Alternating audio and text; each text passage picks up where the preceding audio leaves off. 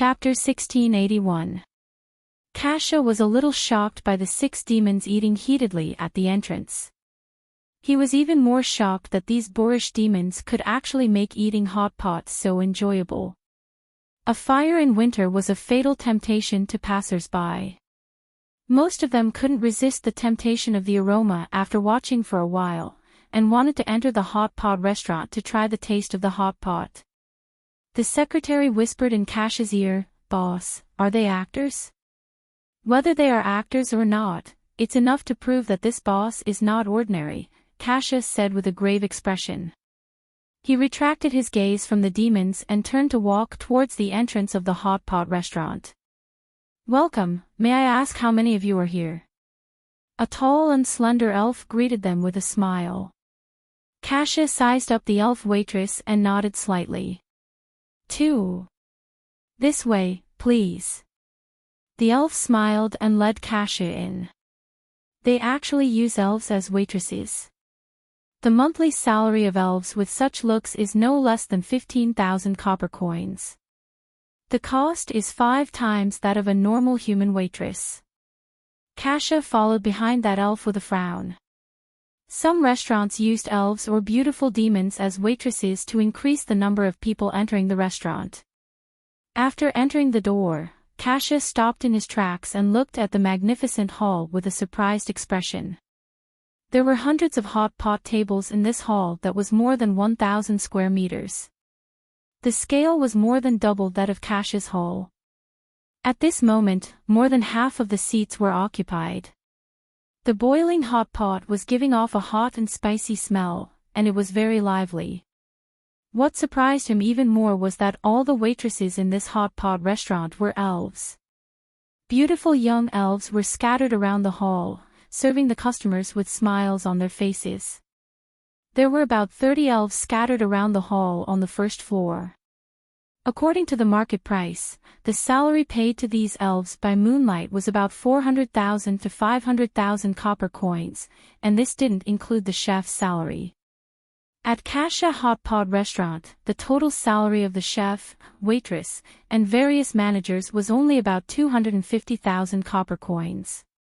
Could it be that the boss of Mamie's is planning to expand the scale of Mamie's Hot Pot Restaurant? This hot pot restaurant is set up to compete with Mamie's. Kasia was puzzled.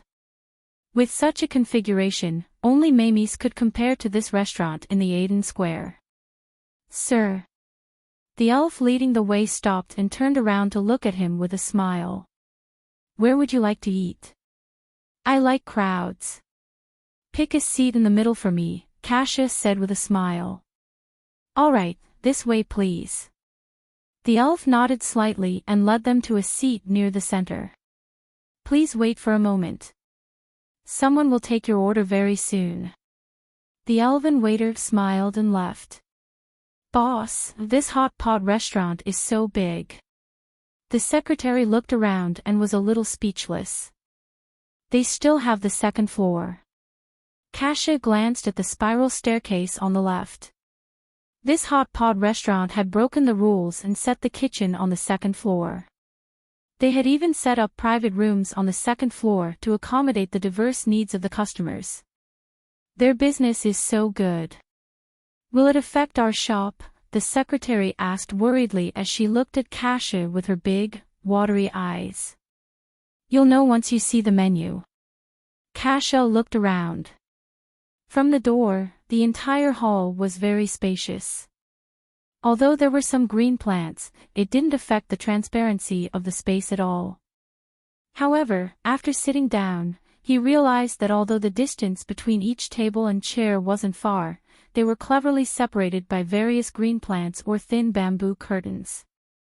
This avoided the awkwardness of always making eye contact with the customers at the next table during the meal.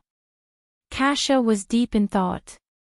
The taste of the dishes determined whether the customers would spend money in the restaurant, and the dining experience determined whether the customers would spend money again. It's indeed a restaurant opened by the boss of Mamie's. Even the details are done so well, Kasia muttered to himself with a heavy heart. An elf walked over with a menu, and said with a smile, "Hello, excuse me. This is the menu. Please take a look at what you would like to order. Kasia took the menu and took a deep breath before flipping it open. Looking at the vivid pictures and prices on the menu, Kasia's hand that was holding the menu trembled slightly, and many fine beads of sweat appeared on his forehead. The secretary leaned forward slightly, and also covered her mouth in shock when she saw the prices on the menu. The prices of the various dishes on the menu were very close to Kasia's hot pot. In fact, the vegetarian dishes were even cheaper than Kasia's hot pot. The elf was a little surprised by their reactions, but she didn't show it on her face. She just stood at the side quietly. A set of Mandarin duck hot pot soup base, then duck intestines, tripe, spicy beef, and these. Kasia ordered with a slightly hoarse voice. All right, please wait a moment. The elf took back the menu and left with a smile. Boss, what should we do? Their prices are almost the same as ours, the secretary said to Kasia with a melancholic look. Shut up, Kasia said with a sullen face.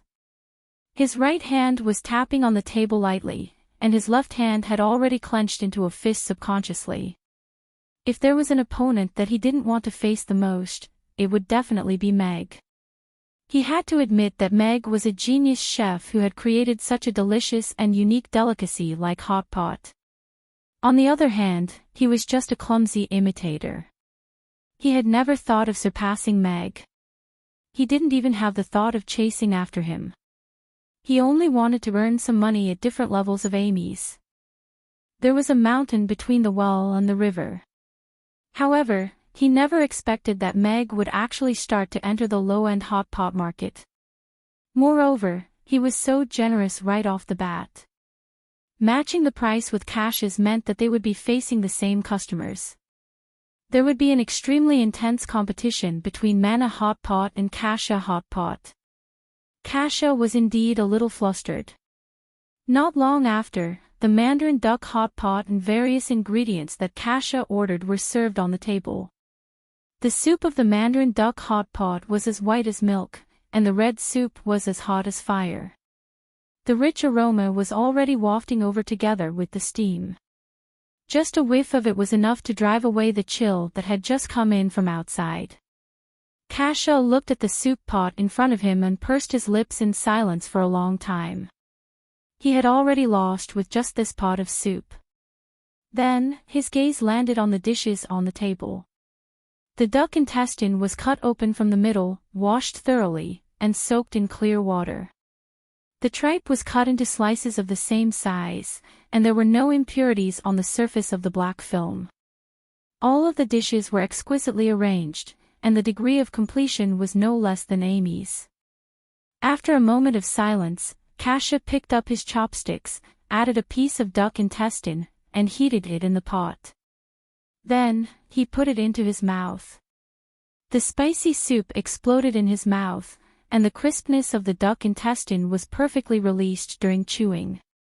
The fragrant and spicy red soup removed the fishy smell of the duck intestine, and at the same time, gave the duck intestine a wonderful taste. The crunching sound almost made his tongue chew. Eat, Kasia said to the timid secretary. Then, he continued to add various ingredients into the hot pot. Okay, the secretary answered carefully and ate carefully. She stole glances at Kasia from time to time. The hot pot meal ended in silence. Kasia settled the bill, and left with the secretary. Boss, I have already informed the market. Our people will be guarding the entrance of their restaurant tonight, and we will be able to confirm their suppliers very soon. From the ingredients, that's enough. Cancel all these plans. Kasia interrupted the secretary. But, if our opponent was someone else, this method might be useful, Kasia said with a self-deprecating laugh. Kasia laughed self-deprecatingly. But our opponent just had to be the boss of Mamie Restaurant. He's the city lord's favorite now. I don't want to be the second Bennett if I play such tricks in front of him. The secretary's expression changed slightly upon hearing that. She hesitated for a moment and said, "What should our hot pot restaurant do?" "From tomorrow onwards, cancel all activities and close the restaurant for a week. Get the people in charge of cutting ingredients to go to Mana Hot Pot restaurant for 2 meals a day. I will pay for the expenses. Get them to figure out how to wash, cut, and display the ingredients within a week. If anyone fails to meet the standards after a week, fire them all." Kasia paused, and said to the secretary, "Also, you will be in charge of setting the price of the new dishes. Lower the current price by 30%. Kasia Hot Pot Restaurant will be making a hot pot with an average price of 60 copper coins. If you can't beat them, just run." Bookhouse Reading Website. Chapter 1682. Congratulations, host. Mana Hot Pot Restaurant has more than 1,000 new customers on the first day of opening. The recipe for mutton soup has been released. Host, please learn it as soon as possible. Meg had just coaxed Amy to sleep when the system's voice appeared in his mind. "A mission that I completed without doing anything." Meg smirked, and said with a hint of mockery, "System, remember to release more missions like this in the future. I'm really bored without any missions to do." Since the host has passed the initial stage of culinary skills training, the system's mission bank will automatically upgrade to the intermediate difficulty. Please look forward to it. The system's voice sounded. "Don't. Brother, I'm just kidding." Meg was instantly shocked. He didn't expect the system's missions to be divided into different levels. Furthermore, the previous mission was only at the elementary level. Then, what was the advanced level? Is Amy asleep? Irina appeared in the room and glanced at Amy, who was sleeping soundly on the bed with Ugly Duckling in her arms. She turned to look at Meg and said, "Then, we should set off now. We're going to the Thunderstorm Mountains tonight." Meg looked at Irina in surprise. "Yes. Crassus and I went to the east today and wiped out a village that believed in demons. According to their leader, many of their companions are gathering near the Thunderstorm Mountains. However, his level is too low, so he doesn't know why," Irina said with a nod. "The village was wiped out?" Meg asked Irina. "No. I've informed Roland. The Great Temple arrested all of them and interrogated them individually." Irina shook her head. "Wait a moment. Let me change my clothes." Meg nodded and didn't ask any more questions. He returned to his room to change his clothes and put on the transformation mask. "Let's go. They're already waiting for us outside the city." Irina gently held on to Meg's arm. A faint golden light flashed under their feet, and they disappeared from the room. On the peak of a mountain outside the city, Crassus chuckled as he looked at Mag and Irina, who were sitting on a griffin, and said, "Roar, roar. We really can't get up here if you two are so showy." Aussie is a giant magical beast, and it's also the fastest magical beast. Irina looked at them with a smile. "Are you sure you don't want to ride it?" "Of course I'm going to sit on it. It's a rare opportunity." Crassus jumped onto the griffin's back without hesitation. Julian also boarded the griffin. "Aussie, go to the Thunderstorm Mountains," Meg instructed before greeting Crassus and Julian. He saw the two of them almost every day, but it felt a little different to interact with them with a different identity through a mask. He had to speak and act in a different way. "Hee, Alex, you two haven't fought for 3 or 4 years. Why don't we have a spar?" Crassus chuckled as he looked at Meg. 3 against 1. Irina and Aussie turned to look at Crassus at the same time. Crassus' expression stiffened, and he said helplessly, "You win." He really couldn't win against 3 of them. "Your body doesn't seem to have fully recovered." Julian looked at Meg and narrowed his eyes. Mag's heart skipped a beat. No wonder Urian was a 10th-tier great magic caster. He could actually tell that Mag's power had not fully recovered. One had to know that Mag's pretentious appearance and the aura he was releasing were already far beyond the normal 9th-tier aura. After he retracted it slightly, no one would suspect anything. It's just a small problem. Meg didn't deny it and said calmly. Since you were able to kill Benson, it means it's not a big problem. Julian nodded and didn't ask further. Meg raised his eyebrows slightly. Amy's master was indeed a character. However, it was good that he didn't ask further. It saved him the trouble of explaining. Oh right, Alex never needs to explain to anyone. Meg's eyes lit up as he immediately stopped the reason he had prepared in his mind. We are going to enter the cave today to check out the situation underground. Crassus stopped smiling and said with a solemn expression, there have been a few anomalies in the Thunderstorm Mountains recently. Unidentified people have gathered there, and I'm afraid it has something to do with the seal being broken. We have to cut off the source, or it might cause more trouble. How to reseal that thing is a big problem.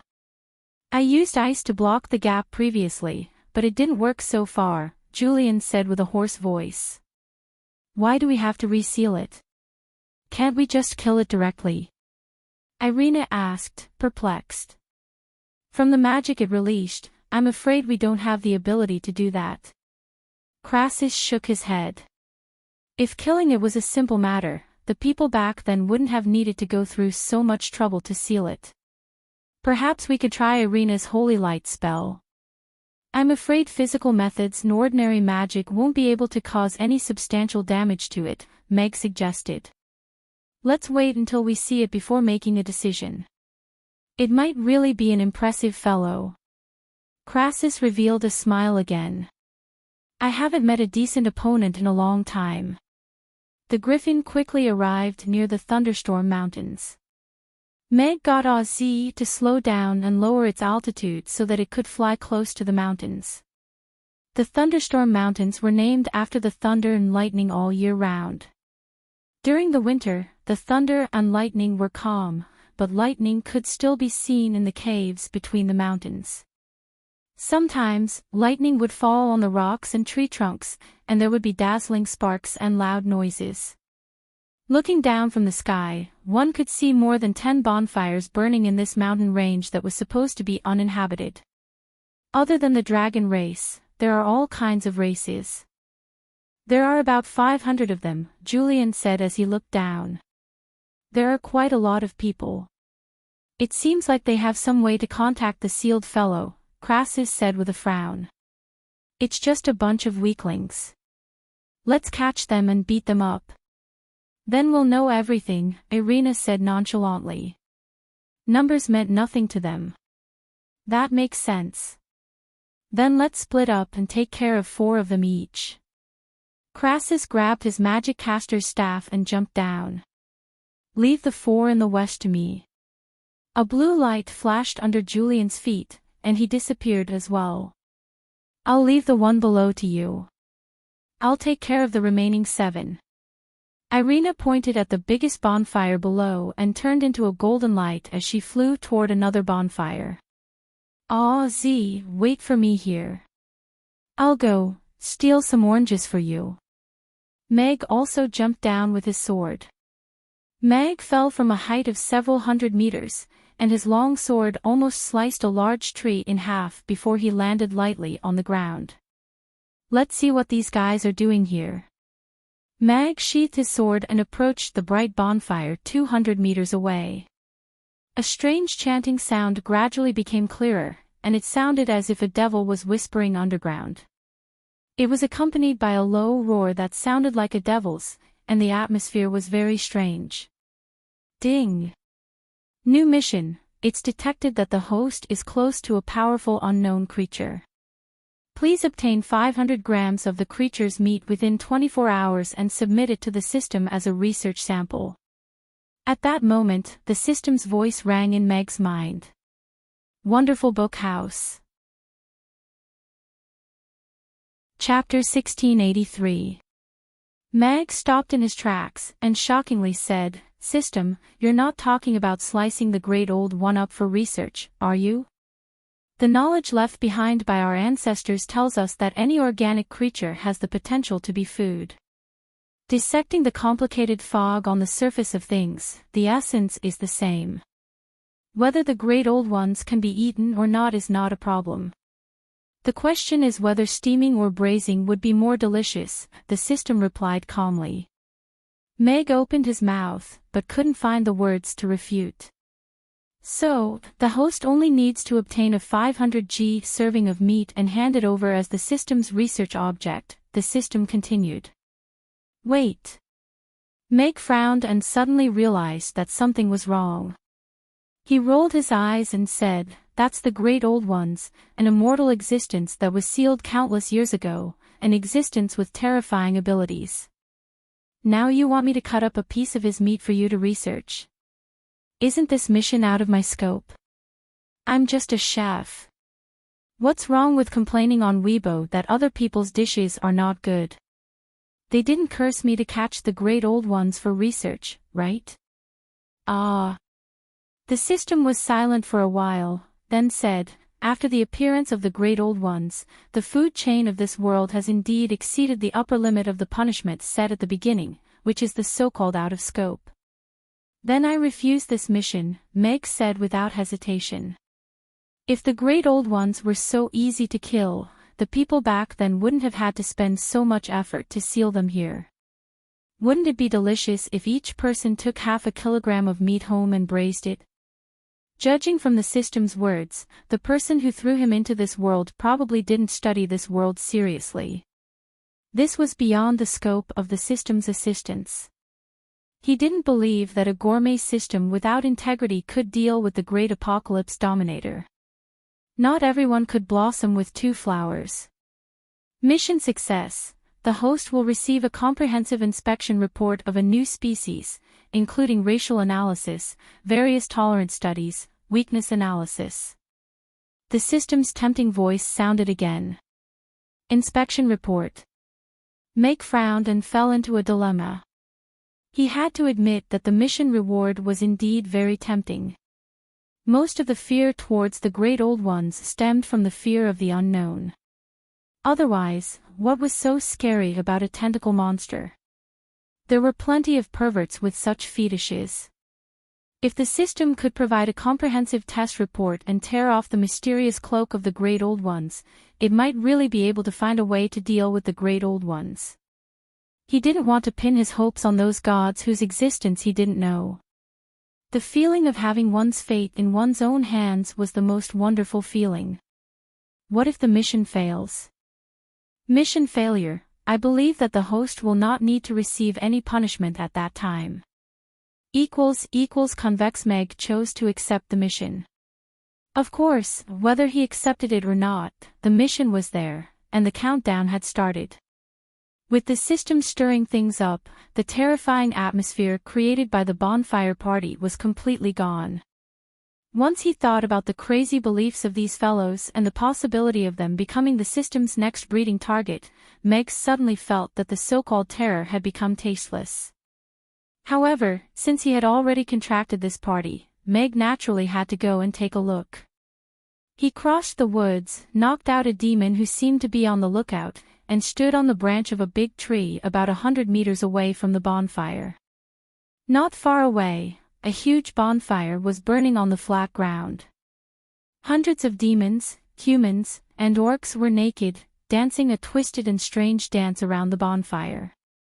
The flickering light of the fire illuminated their crazed, grinning faces, and reflected a strange light in their eyes. In front of the bonfire, a 2-meter-tall, bamboo-like thin man with disheveled hair was waving a black scepter.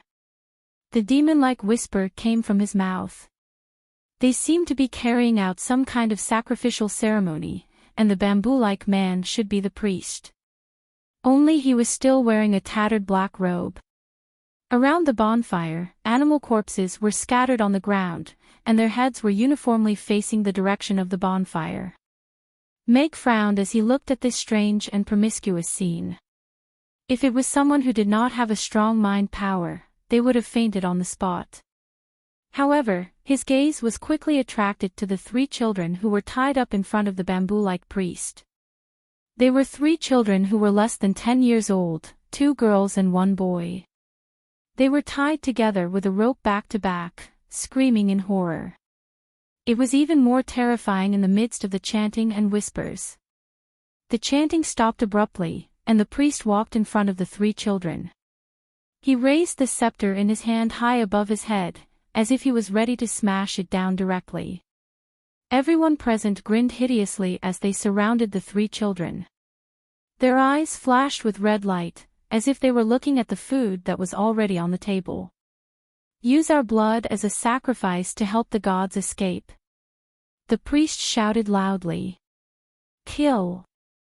Those guys pulled out daggers and sharp branches out of nowhere and stabbed at their hearts. The priest also smashed the scepter in his hand toward the 3 children with a crazy face. These bastards. Meg's expression changed slightly, and he threw the long sword in his hand, which turned into a long rainbow and went straight toward the priest. Why are they all dead?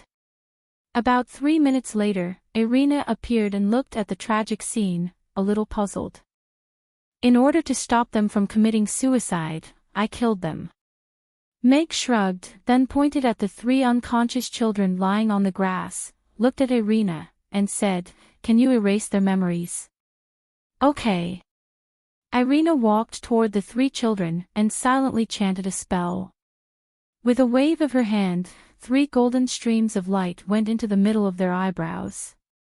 After a while, Crassus and Julian also returned. Those who have been bewitched by the devil are really disgusting. Crassus raised his hand and burned the corpses to ashes. They should be performing some kind of sacrificial ritual. I heard them say that they wanted to help the gods escape. Meg frowned. Yes, and this operation should have been going on for a few days. The demonic aura in the core area is getting thicker. That guy might be preparing to escape. Julian also looked serious. Let's go and see. Irina waved her hand and set up a barrier around the 3 children, and walked toward the sealed place first. There is nothing that a fireball can't solve. If there is, then let's use 10 more. Crassus smiled confidently. Frost may not be able to stop the demonic aura from leaking, but it can freeze all living things. Julian also said calmly. Meg was surprised by the confidence of the 2 big bosses, and also followed. After hesitating for a while, he whispered, "Then, can I cut some of that guy's meat later?" Bookhouse Reading Website. Chapter 1684. The 3 people in front stopped and turned to look at Meg at the same time. "Alex, you're really something. While we're still thinking about how to solve the problem, you're already thinking about how to distribute the spoils." Crassus looked at Meg with some emotion. "I was this crazy when I was young." "No, you weren't." Julian shook his head.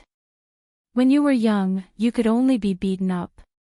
That was because I gave in to them." Crassus's aura suddenly weakened a little.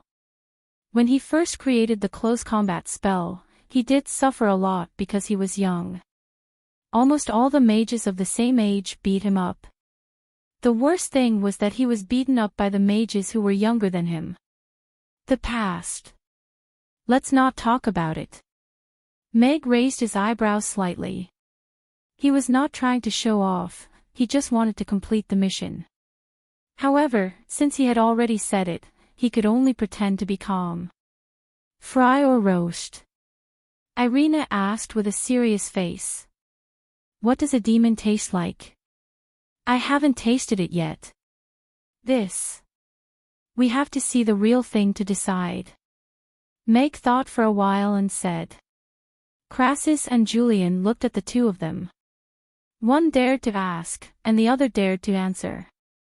The filthy people who believed in demons had been dealt with. The thunderstorm mountains regained its peace. Only the cold wind howled in the mountains and the occasional thunder could be heard. In the middle of a snow-covered plain deep in the mountains, there was a pitch-black hole. Crassus raised his hand and threw a fireball in the direction of the hole. The pitch-black hole with a diameter of 2 meters seemed to be able to swallow the light. When the fireball entered, the light disappeared instantly as if it had never appeared.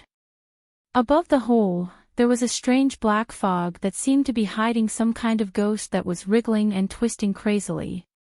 The place of the seal is there. Julian stopped 5 meters away and looked at the black fog with a serious expression. This black fog is very difficult to deal with. Everything below the cave entrance is shrouded in black fog.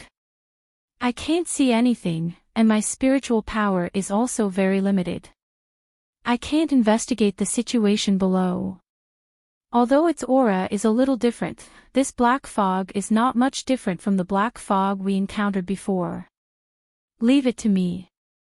Irina stepped forward with a relaxed expression, and raised the magic caster's staff in her hand. The black fog seemed to have sensed a threat, and after squirming for a while, it surged toward Irina. Holy light, please heed my call and purify this evil.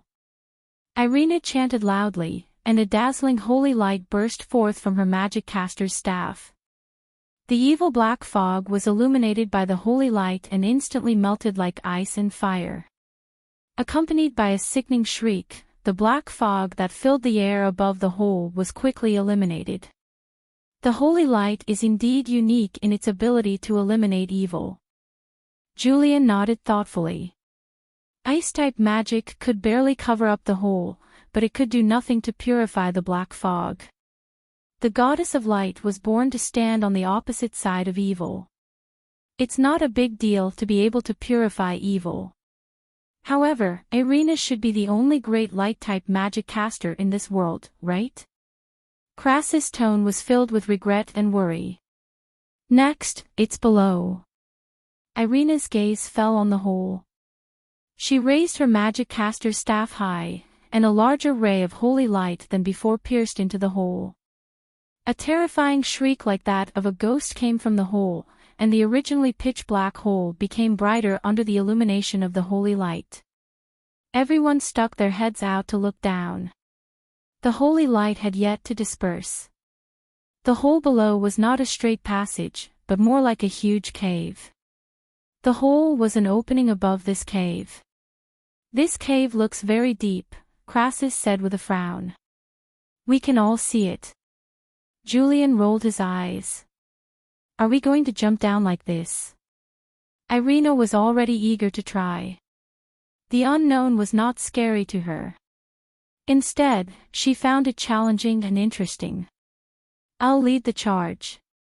Crassus was the first to jump down. 3 fireballs floated in front of him, illuminating the path below. Let's go. Julian followed suit and jumped down. Soon, a flight of ice stairs appeared under his feet. Every time he took a step down, a flight of stairs would appear. It was as if he was taking a stroll in the air. He looked like an expert. How are we going to go down? Meg looked at Irina and asked. Although he could guarantee that he would not fall to his death, it was still not in line with the style of the world's best knight. You jump, I'll jump. Irina looked at Meg affectionately. Then let's go. Meg grabbed Irina's hand and jumped down into the hole. The cave was pitch black. Only Crassus led the way with 3 fireballs, illuminating and warming the area. Meg looked around. No one would have thought that there would be such a huge cave under the thunderstorm mountains. This is not a natural cave. It should have been dug out. However, it was done a long time ago, even longer than the history of the elves. Irina casually tossed out a few flares as she looked at the stone wall in the distance that had been leveled and chiseled out. It seems like these guys are really left behind from ancient times. They are still alive after so many years, Julian said with a hoarse voice. The good news is that they might have lost most of their power due to time and the seal. Crassus smiled casually. The bad news is that we might not even be able to defeat them in such a state. Irina shrugged. That's really bad. Crassus was speechless. He could not deny the existence of such a possibility. We're going to reach the bottom, Crassus reminded. 2 fireballs suddenly appeared under his feet, and his rapidly falling body began to slow down. Julian was still walking down at a steady pace. Irina suddenly grabbed Meg's waist and leaned back. She changed her original head-down landing position to her feet facing down. Layers of golden silk threads appeared under her feet. Every time the net broke, her speed would decrease. When she landed on the ground, it was as if she had taken a light step. She stepped on the ground steadily and lightly. "My lady, you have great qigong," Meg praised in his heart. He naturally held the long sword at his waist. The cave was more than 1,000 meters deep. It was colder than the surface. The surroundings were very empty. Crassus' fireballs and Irina's magic caster's staff could not light up the cave much. The demonic aura is coming from this direction. Irina turned around and pointed in a direction. "Let's go. Let's meet this ancient remnant." Crassus held his magic caster's staff and walked in front. The 3 fireballs split into 6 and surrounded everyone. There was still 1 fireball in front. No pop-up window. Chapter 1685. There were also countless complicated passageways in the massive cave. The black mist within the cave had been dispersed, but there was still dense black mist gathered in the passageways. Thus, Irina could only release a holy light barrier to envelop everyone while she continued to venture deeper into the cave using her perception of the source of the black mist. Everyone was very fast. After about 15 minutes, Irina stopped. The holy light barrier shattered, and the black fog in the passage dispersed, revealing the huge stone door at the end of the passage. The black stone door was about 100 meters tall, and there seemed to be a huge mural carved on it. Crassus let 3 fireballs fly near the stone door, and everyone could finally see the image carved on the door clearly. This. Everyone was shocked. Terrifying scenes were depicted on the huge murals. Dragons were tearing and killing each other, forest trolls were twisting off the heads of their companions while holding half of an elf in their mouths, scarlet-eyed goblins were riding on orcs as they chased after a group of monkeys, the endless sea was dyed red with blood, and countless corpses of demons floated on the surface of the sea as they were torn apart and eaten by a school of terrifying fish. In the center of the mural, there was an indescribable object as huge as a hill. The giant dragons were as small as mosquitoes in front of it, and countless tentacles were reaching out from the hexagonal seal on top of its head. Those tentacles were filled with crimson eyes that were shining with a demonic light, as if they were about to break out of the seal. "What kind of monster is this?" Crassus was also shocked, and exclaimed. "There's actually such a disgusting existence in this world. Evil must be used to describe it." Irina also shifted her gaze away in disgust. "This scene seems familiar. The scene we saw when we entered the cannibal island was similar to this." Julian narrowed his eyes, and raised his hoarse voice. "This should be the Great Old One, or the Devil. It's similar to the stone statue that the hairless monk found in the Urba tribe." Meg also looked at the huge mural with a solemn expression. The scene in the mural was very similar to what Rex had described back then. If the stone statue could be said to be the imagination of those believers, then this huge mural that had been passed down from ancient times must be a warning left behind by the person who sealed it back then. What lies in eternal slumber may not be death. Meg saw a classic sentence in the corner of the mural.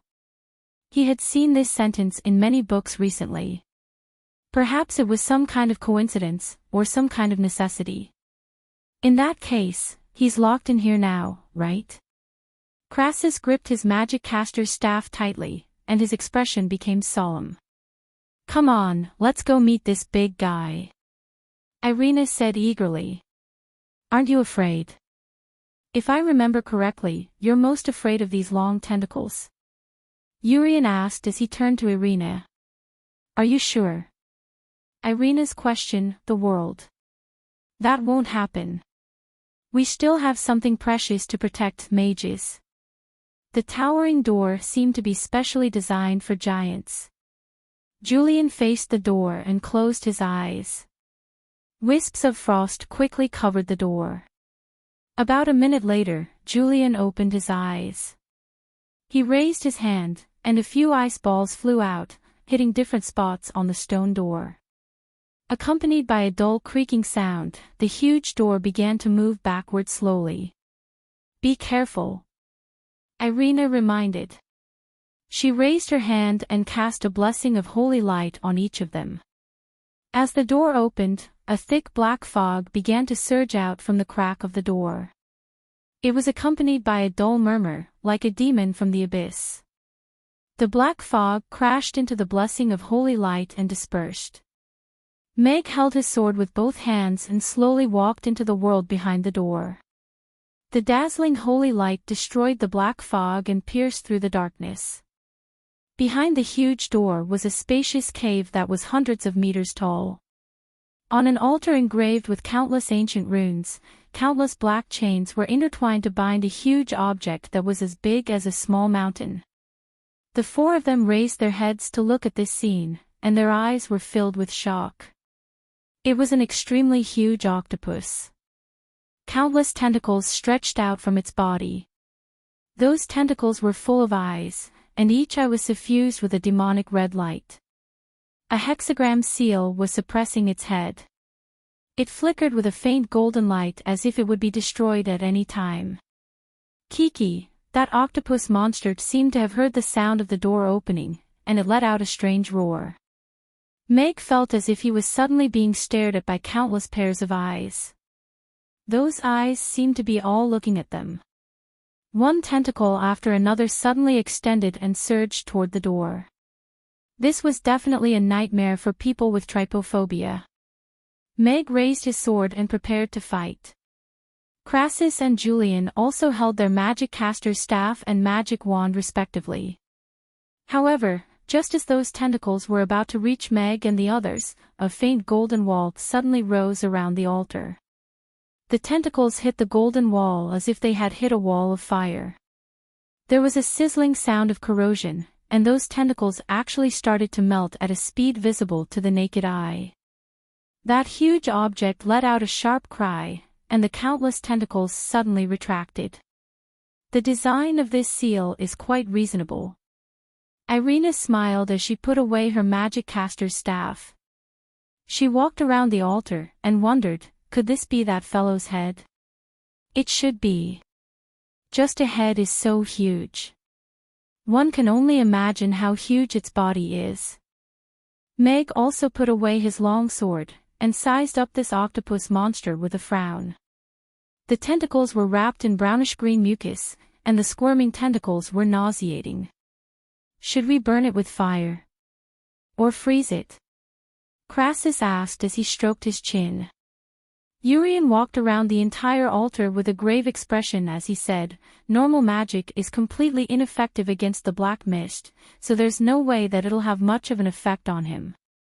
He's not in a very active state, which means that this sealing spell formation is still effective. The safest way is to seal him again on top of this spell formation. This fellow's body contains extremely terrifying magic power. Once it is released, we will definitely not be a match for it. Crassus frowned as he stared at the octopus monster for a while. He nodded and said, "All right, I'll listen to you this time. What do you think?" Irina turned to look at Meg. Meg agreed with Julian's words very much.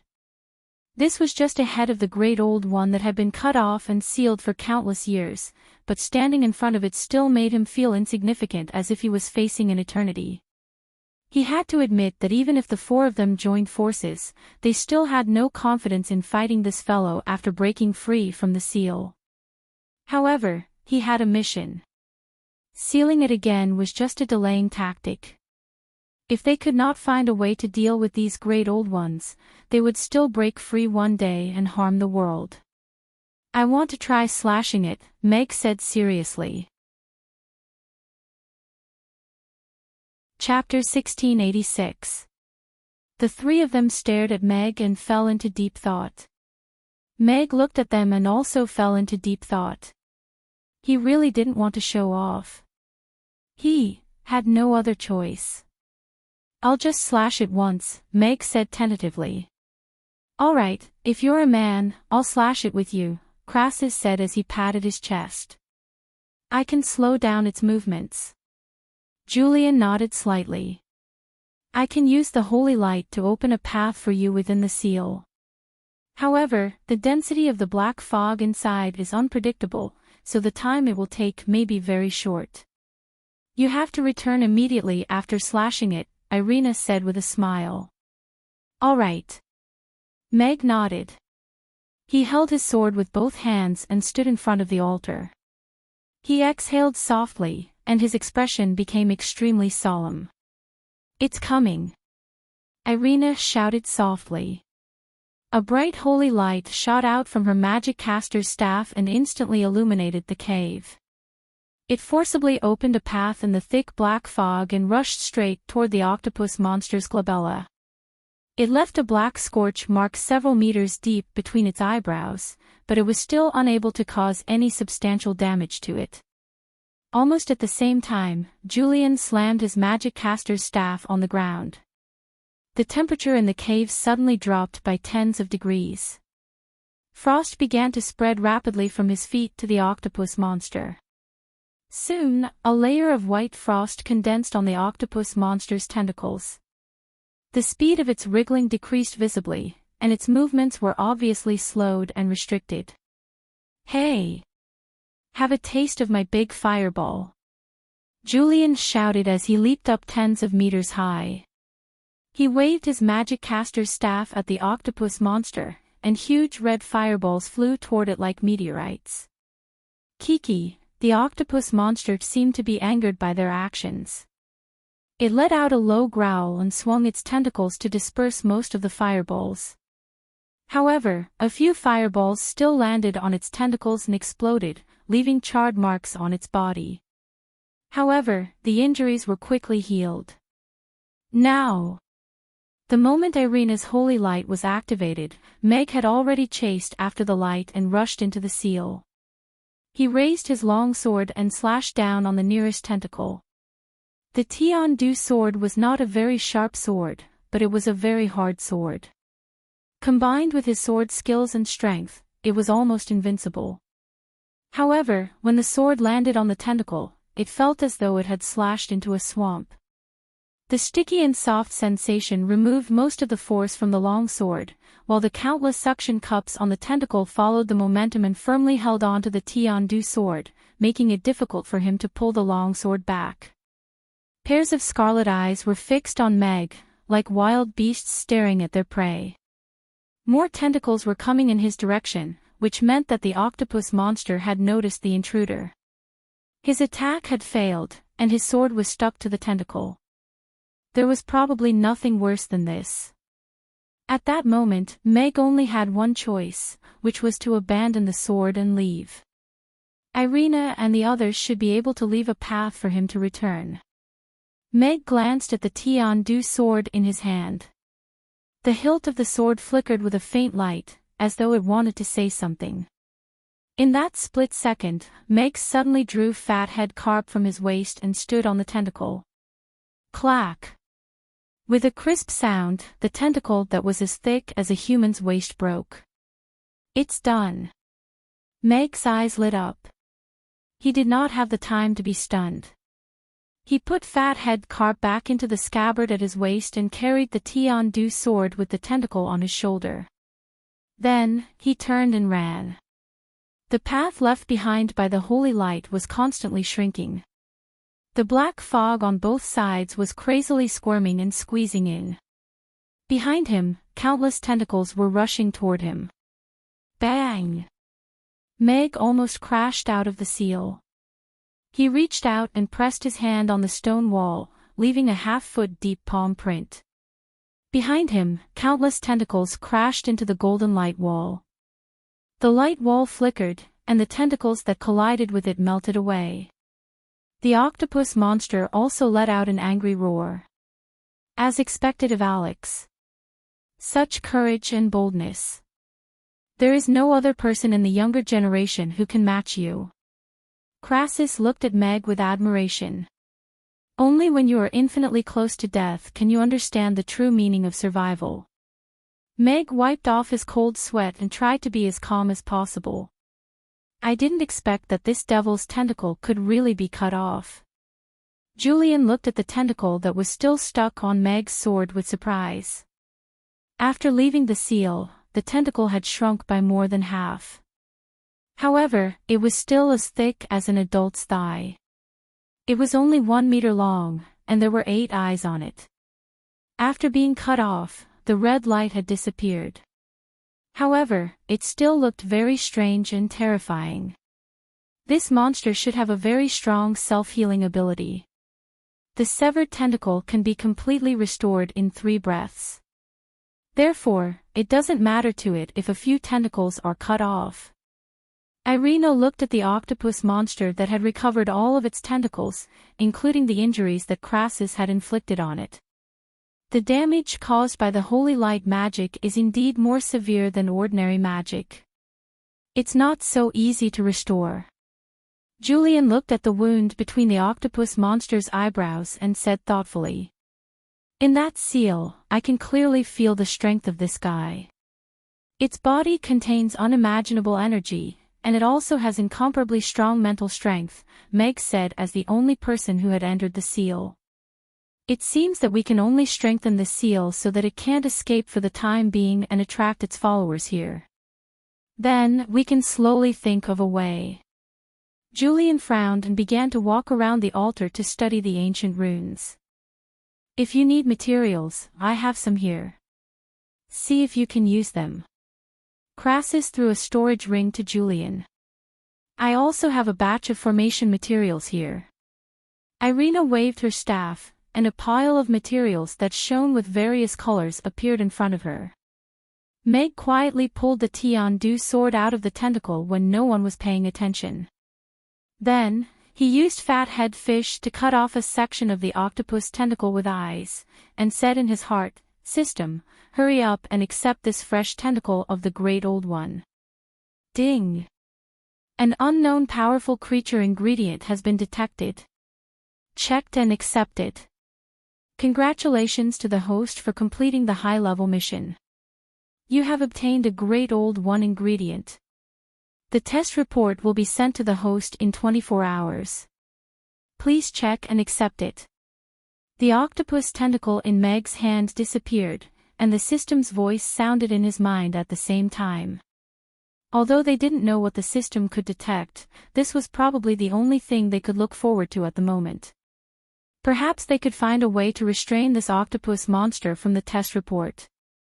The terrifying thing about the Great Old One was not how strong their physical body was, but their ability to influence and control the mental strength of creatures everywhere. Even if they were sealed thousands of meters underground and shrouded in layers of formations, they could still influence this world. Chapter 1687. The restoration of the spell formation was not as smooth as they had imagined. Julian was already considered an experienced spell formation master, but this spell formation was really too old. Many things needed a long period of research before they could be sure. Otherwise, once they misunderstood and added rashly, it might cause the entire spell formation to collapse. I need some time, and I need to find a few spell formation masters to restore it together, Julian said to the 3 of them in a low voice. When it comes to spell formations, Novan is naturally the best in Chaos City. I can invite him over, Crassus said. Ashley is one of the best spell formation masters in the Elven race. She should have studied many ancient spell formations in the Elven race. I can get her to assist you, Irina said. The first person that came to Mag's mind was Bobla. Although this maiden was a little unreliable, and wasn't considered a spell formation master at her young age, she had said more than once that she had repaired an ancient teleportation portal to teleport herself from the Moon Nation to the Norland continent. There were almost no records of the Moon Nation on the Norland continent, but the languages of the two worlds were similar. This was as suspicious as the gap in the records of the Great Old Ones. Perhaps the time when the Moon Nation lost contact with the Norland continent was close to the time when the Great Old Ones existed. In that case, the teleportation portal that Barbara had restored might be from the same time period as the spell formation on this altar. Perhaps she could understand this sealing spell formation a little. Since that's the case, let's leave first. I will use the Holy Light spell to set up an isolation spell formation here. It can last for about 7 days to ensure that the demonic aura will not leak out. Irina chose 6 silvery white stones from the materials that she had just taken out, and placed them around the altar. After that, she used her magic caster's staff to draw some complicated lines and runes between them. Irina activated the spell formation, and rays of faint golden light were emitted from the 6 stones, forming 6 light screens that surrounded the entire altar. The octopus monster in the seal did not move anymore. It only let out an obscure low growl that was like the devil's whisper echoing in the cave. It also sounded like some kind of weird mockery. Hold your breath and focus. Don't be fooled by his voice. Let's leave this place immediately. Urian's expression suddenly turned serious as he slapped a frost spell on Krasu's face. Krasu was in a daze. Crassus woke up from his stupor and his expression changed slightly. He quickly followed Julian and retreated out of the cave. He said with lingering fear, "This monster's bewitchment is really scary. I don't even know when I fell into its trap." Meg held the long sword in one hand and bit the tip of his tongue to keep himself awake. His other hand grabbed Irina's hand and rushed out of the cave. About 5 minutes later, a group of people jumped out of the hole. "Who?" Everyone exhaled in unison. Firstly, the air underground was indeed a little dirty. Secondly, he felt like he had escaped death. Meg wasn't that bad. He didn't have a strong attachment to the strong. However, Julian and Crassus were a little different. After all, they were legends who had reached the peak for many years. They couldn't help but feel a little indescribable when they suddenly discovered that there were beings who were far more powerful than them in this world. "I think we have to keep this a secret for the time being. If someone with ulterior motives destroys the seal and releases this fellow, I'm afraid it won't be easy for us to lock it up again," Mag said to everyone. "Greed can never be satisfied. We can't guarantee that other people can resist its temptation. We can't even guarantee that we can resist its temptation. The fewer people who know about this place, the better." Julian nodded. "I agree. Apart from the array masters who repair the array, we shouldn't let anyone know about this for now." Irina nodded. "I have no objection. If you don't want me to say it, then I won't say it." Crassus nodded indifferently. "Then what do we do with this tentacle?" Meg raised the tentacle that was still stuck on his long sword and asked. The thick tentacle was covered in a layer of sticky dark green mucus. The dead fish eyes looked weird and disgusting. "Why don't we roast it for supper?" "I'm a little hungry," Crassus suggested. "Dig out the eyes and roast them separately.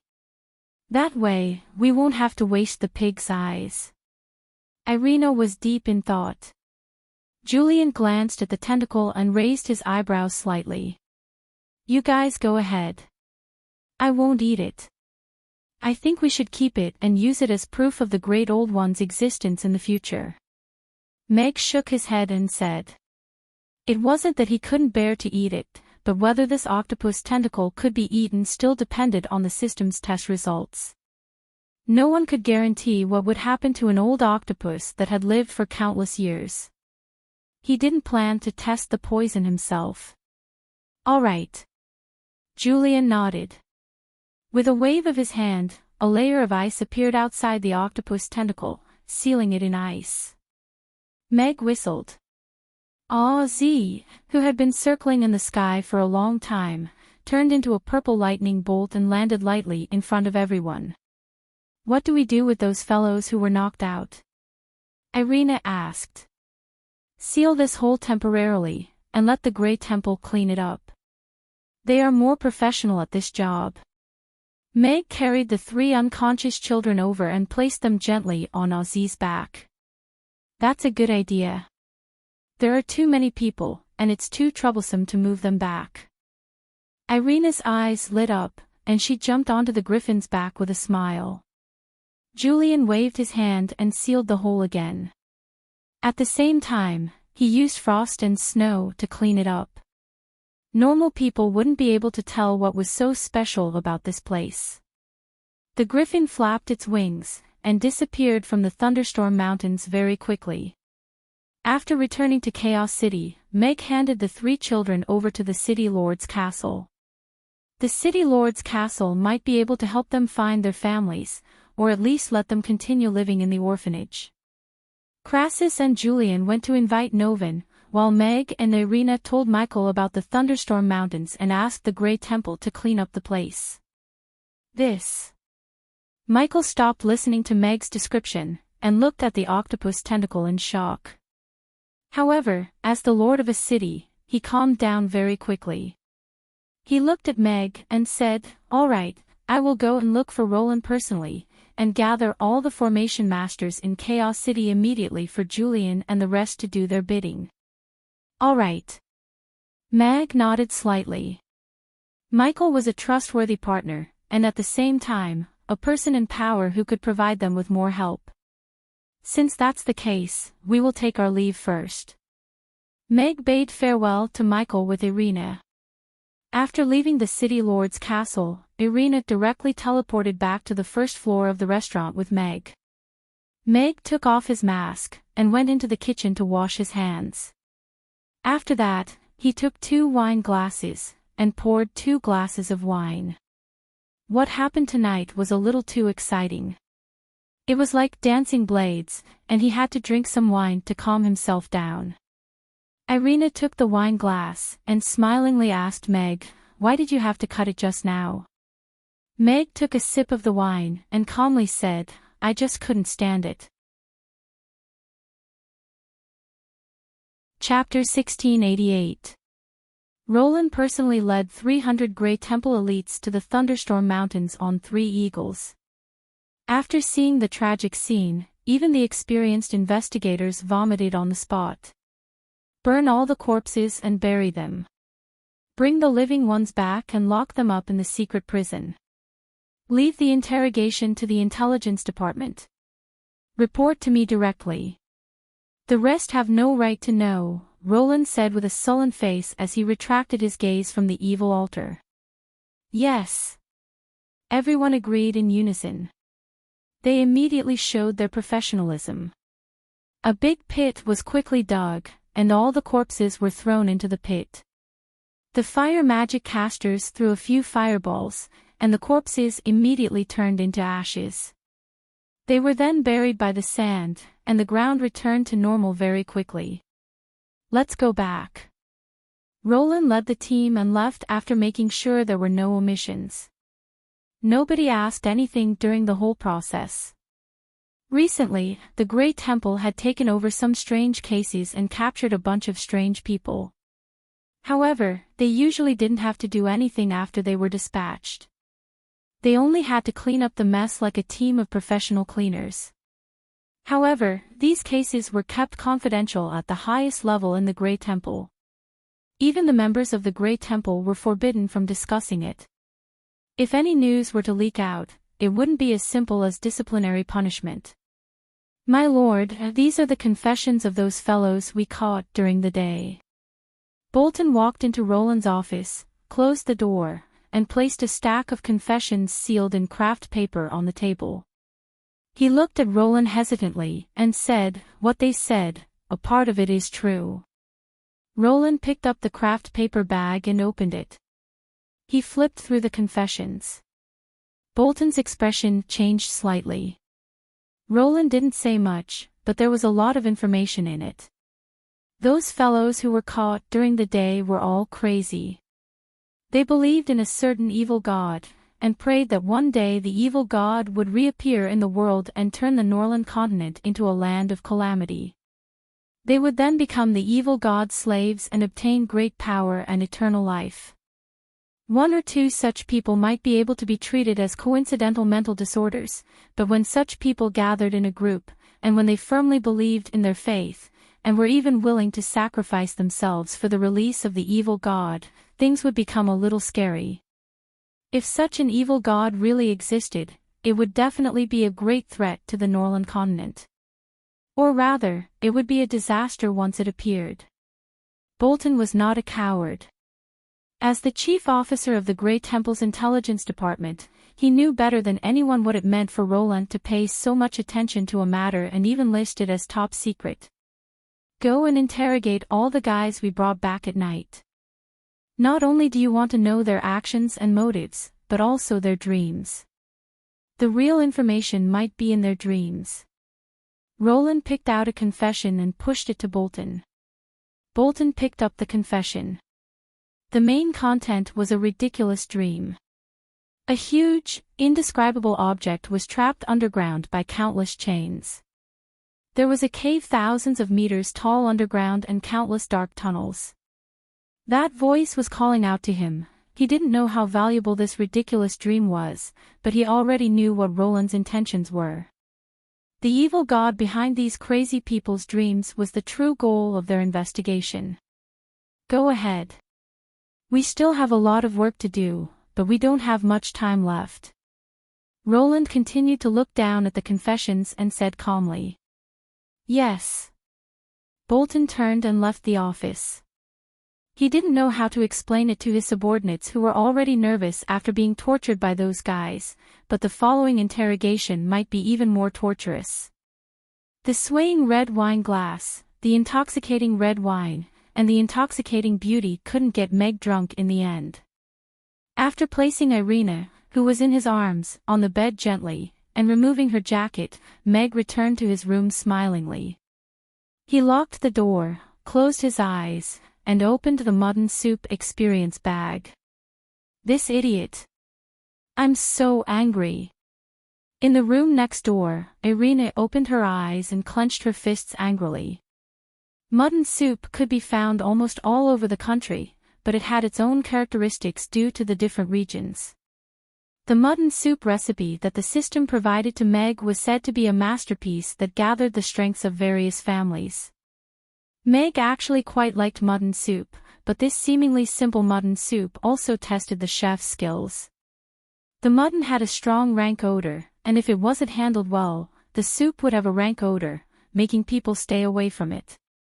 The owners of the mutton restaurants that I complained about. Could they be among the cursed chefs? Meg raised his eyebrows slightly, feeling that things had suddenly taken a turn for the worse. He wasn't a mean person, but he had higher standards than the average person. He also couldn't stand the attitude of the so-called internet-famous restaurants and old restaurants that didn't cook well with their hearts. He always believed that people shouldn't just say beautiful words. Since he had already spoken, he should speak the truth. Of course, such words might not sound as pleasant to the ears. Anyway, he never cared if others thought it was pleasant to the ears, just like how he couldn't control the mouths of those haters, so why couldn't he speak the truth? Host, please don't comfort yourself. The dish's completion rate has been set. Please enter the test field for the god of cookery as soon as possible. The system's voice sounded. System, can I apologize here? I feel that my words in the past were indeed a little too much. Why don't you start a live broadcast, and I'll apologize to those chefs that I've hurt? Meg said with a smile. Those chefs all expressed that they couldn't forgive you, the system replied. Hee hee. Meg rolled his eyes. As expected, he secretly raised his middle finger, and said with some disdain, Isn't it just a perfect mutton soup? You guys are so unambitious that you can't even protect the things left behind by your ancestors. I'll show you what a real mutton soup is. Then, Meg kicked open the door of the test field for the god of cookery. It was very happy inside. This spell formation. Novin stood beside the altar, looking at the spell formation with his brows tightly knitted. At the same time, he had to eliminate the whispers that kept ringing in his ears. Can it be solved? Crassus asked nervously. Novin shook his head with a serious expression and said, "It's very difficult. I don't know much about ancient spell formations. There's too little information left in the world, and the few ruins that are left are also very badly damaged. I'm afraid no one in this world has ever seen a complete ancient spell formation, let alone studied it." Crassus sighed and said, "If even you can't do it, then I'm afraid no one else can. Nothing is absolute. Perhaps there are people who have studied ancient spell formations. We can gather some spell formation masters to study this seal spell formation and see if we can find a breakthrough." Novin shook his head and took out a photo stone to record a corner of this seal spell formation. "System, where's my sheep? Where's such a big sheep?" The next morning, Meg opened the fridge and roared with his eyes wide open. Wonderful book house. Chapter 1689. Meg looked at the empty spot in the fridge where the mutton was supposed to be. He couldn't help but widen his eyes. An ominous premonition rose from the bottom of his heart. Ding! The missing mutton has triggered a new mission. Host, please go to the blue grassland in the extreme cold of the northwest in 3 days to find and catch a kind of goat called the polar black goat.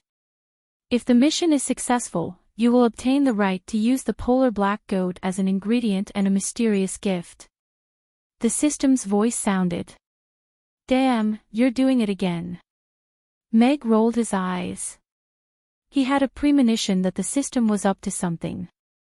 Sure enough, it didn't ask him to go to the extreme cold of the northwest to pick up goat dung. However, he still had to fly to the extreme cold of the northwest to catch a goat. Blue grassland.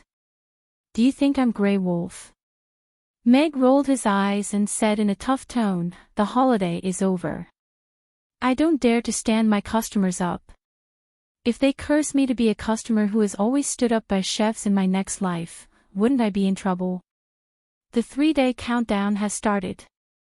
If the mission is failed, the system will take back the right to use the mutton soup recipe, the system replied calmly. Meg frowned and kept silent for a long time. Then he silently raised his middle finger. Convex, who knew how many black goats he had personally slaughtered, how many goat bones he had chopped, and how many mutton slices he had made in order to make a mutton soup that satisfied his picky self. Just to make a bowl of thick white and fragrant mutton soup. He had wanted to get up early to prepare a bowl of warm and delicious mutton soup for everyone, but he didn't expect the system to make a dish of it. It's okay to do the mission, but at least give me the coordinates. The extreme cold of the northwest has a radius of tens of thousands of kilometers. Where do you want me to find the blue grassland and catch the black goats for you? Meg complained in his heart. The blue grassland is very conspicuous in the extreme cold of the northwest. I believe the host can find it easily.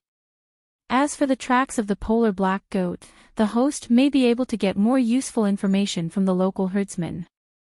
It's as good as not saying anything. Meg curled his lips. He didn't expect the system to give more hints. After thinking for a while, he wrote a leave of absence notice and hung it at the door. He was going to take another day off.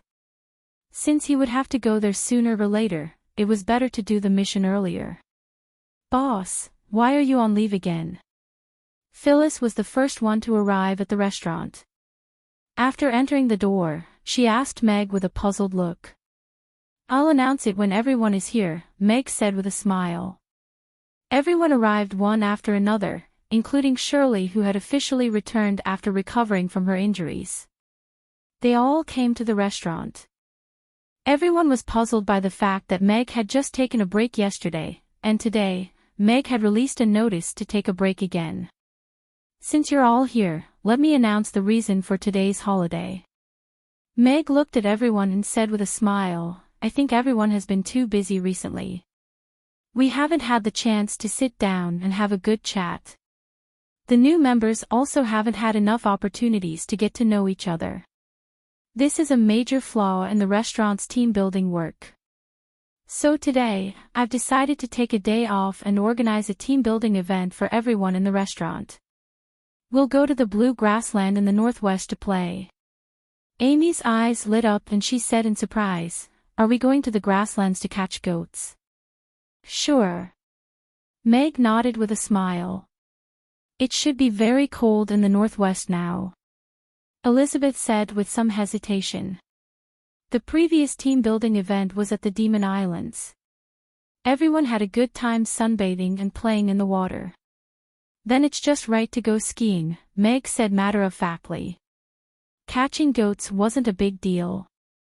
It might just take a little more time, so it was just right to bring everyone to participate in the team-building event. Angela and Jane weren't familiar with everyone, so it wasn't a bad idea to take this opportunity to improve their friendship. Skiing. Angela and Jane's eyes lit up. The Demon Islands were hot all year round, and they had never seen frost, let alone skiing. The others also showed great interest in this matter. I have something on today, so I won't be playing with you. Irina drank a bowl of porridge and waved to everyone. She then disappeared from the restaurant in a golden light. Meg knew that she was definitely worried about the thunderstorm mountains, so he didn't ask her to stay. He picked up his bowl and said, All right, everyone, have your breakfast first and then get ready to head out. Father, what about me? Can I skip class today and go catch goats? Amy looked at Meg expectantly and asked. Meg, do you like to catch goats? Meg asked with a smile. Yes, yes. Goats are so cute, they must be delicious. Amy nodded and said. Meg smiled and patted Amy's head. Master Julian probably won't have time to go to class today. You don't have to take leave. Amy can go with us. That's great. Amy jumped up happily. It was great to play for 2 days in a row. After breakfast, Meg brought some snacks and seasonings before leading everyone out. Meg rented a 5th-grade flying mount, the Iron-Head Eagle. This flying magical beast that used its head as a weapon almost made him a rare species. It had no other characteristics, but it had a strong carrying capacity. Its flying speed was comparable to a 7th-grade flying magical beast. Its weakness was that it wasn't windproof. This weakness wasn't a problem for Meg and the others. Barbara easily solved it with a windproof barrier. Actually, I can take everyone there, Yebamia said as they sat on the eagle's back. We're out to play today. How can we let Mia tire herself out? Meg shook his head with a smile. He wasn't a stingy boss. He looked at everyone and said with a smile, The journey will take about 3 hours. Why don't we play werewolf? Werewolf? Everyone looked at Meg in confusion. Yes, werewolf is a very interesting strategy game. The game is divided into 2 camps, the werewolf camp and the good guy camp. If all the werewolves are eliminated, the good guy camp wins. If all the clerics or civilians are eliminated, the werewolf camp wins. As for the specific rules. As a non-board game enthusiast, Werewolf was one of the few board games that he knew. It was also suitable for such a large group of people. The restaurant was usually busy. Although everyone worked together and lived in the same dormitory, they didn't have much time to communicate. A brand new game was quite a challenge for the ladies. However, amidst all the mistakes, the laughter never stopped. An intense strategy and reasoning game had become a self-destructing game. Between the truth and the lies, Mag, the game provider, had become the worst loser. Wow, why is that grassland blue? At this moment, Amy suddenly stood up and pointed into the distance. Looks like we're here. Meg stood up and looked at the land that was gradually turning blue. His eyes lit up. He didn't expect there to be a blue grassland in the extreme cold of the Northwest. Bookhouse Reading Website. Chapter 1690. You vile spawn. How could the young master of the Lewis family be reduced to such a pathetic state for a woman? Can't you be a human? A middle-aged man with neatly combed hair outside Mamie's pointed at the despondent Constantine with a pained expression. Father, you don't understand. I like Miss Shirley. I'm even willing to give up everything for her.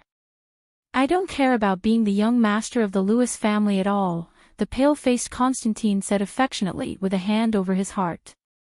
Smack! Kurt raised his hand and slapped Constantine's face. He was shaking with anger as he said, "You call that liking her? You're just lusting after her body. You're despicable." Constantine staggered 2 steps back, and looked at Kurt dejectedly. He shook his head, and said, "No. It's not like that. She's different. She's different from those women, different. Does she have 3 legs, or horns on her head?" Kurt was so angry that he laughed. "I think you've lost your mind. You've lost your appetite for a woman whose whereabouts are unknown. If you continue to be like this, I'll chase you out of the house.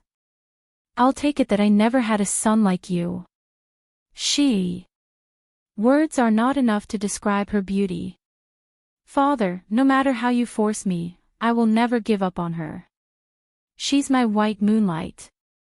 She's an irreplaceable woman," Constantine said with determination. He had no intention of backing down. "I didn't expect young Master Constantine, who's known as a veteran in love, to have such an affectionate side. It's really surprising." All the rich young masters pale in comparison to Mr. Mac. Isn't he asking for trouble if he wants to chase after Mamie's girl? That's true. I heard Mr. Mac has become the most charming man in Chaos City. The city lord's record of 28 consecutive years has been broken for the first time. But it seems like we haven't seen Miss Shirley for a long time, right? The customers who were a little depressed because Mamie's was closed for the day couldn't help but discuss softly when they saw this scene. Kurt glared at Constantine angrily before getting into the horse-drawn carriage and leaving. Constantine sat at the entrance of the restaurant for a while before leaving in disappointment. The most painful love in the world was when you were about to give up and the other party suddenly appeared. Just as your hope was rekindled, she disappeared silently once again. His love for Miss Shirley was just like that. "Miss Shirley. I'll always be waiting for you to come back. Next time, I won't miss you," Constantine murmured listlessly. The blue grassland was located in the extreme cold of the Northwest region. If it wasn't for a plant called blue silver grass, its name probably wouldn't have appeared on the map.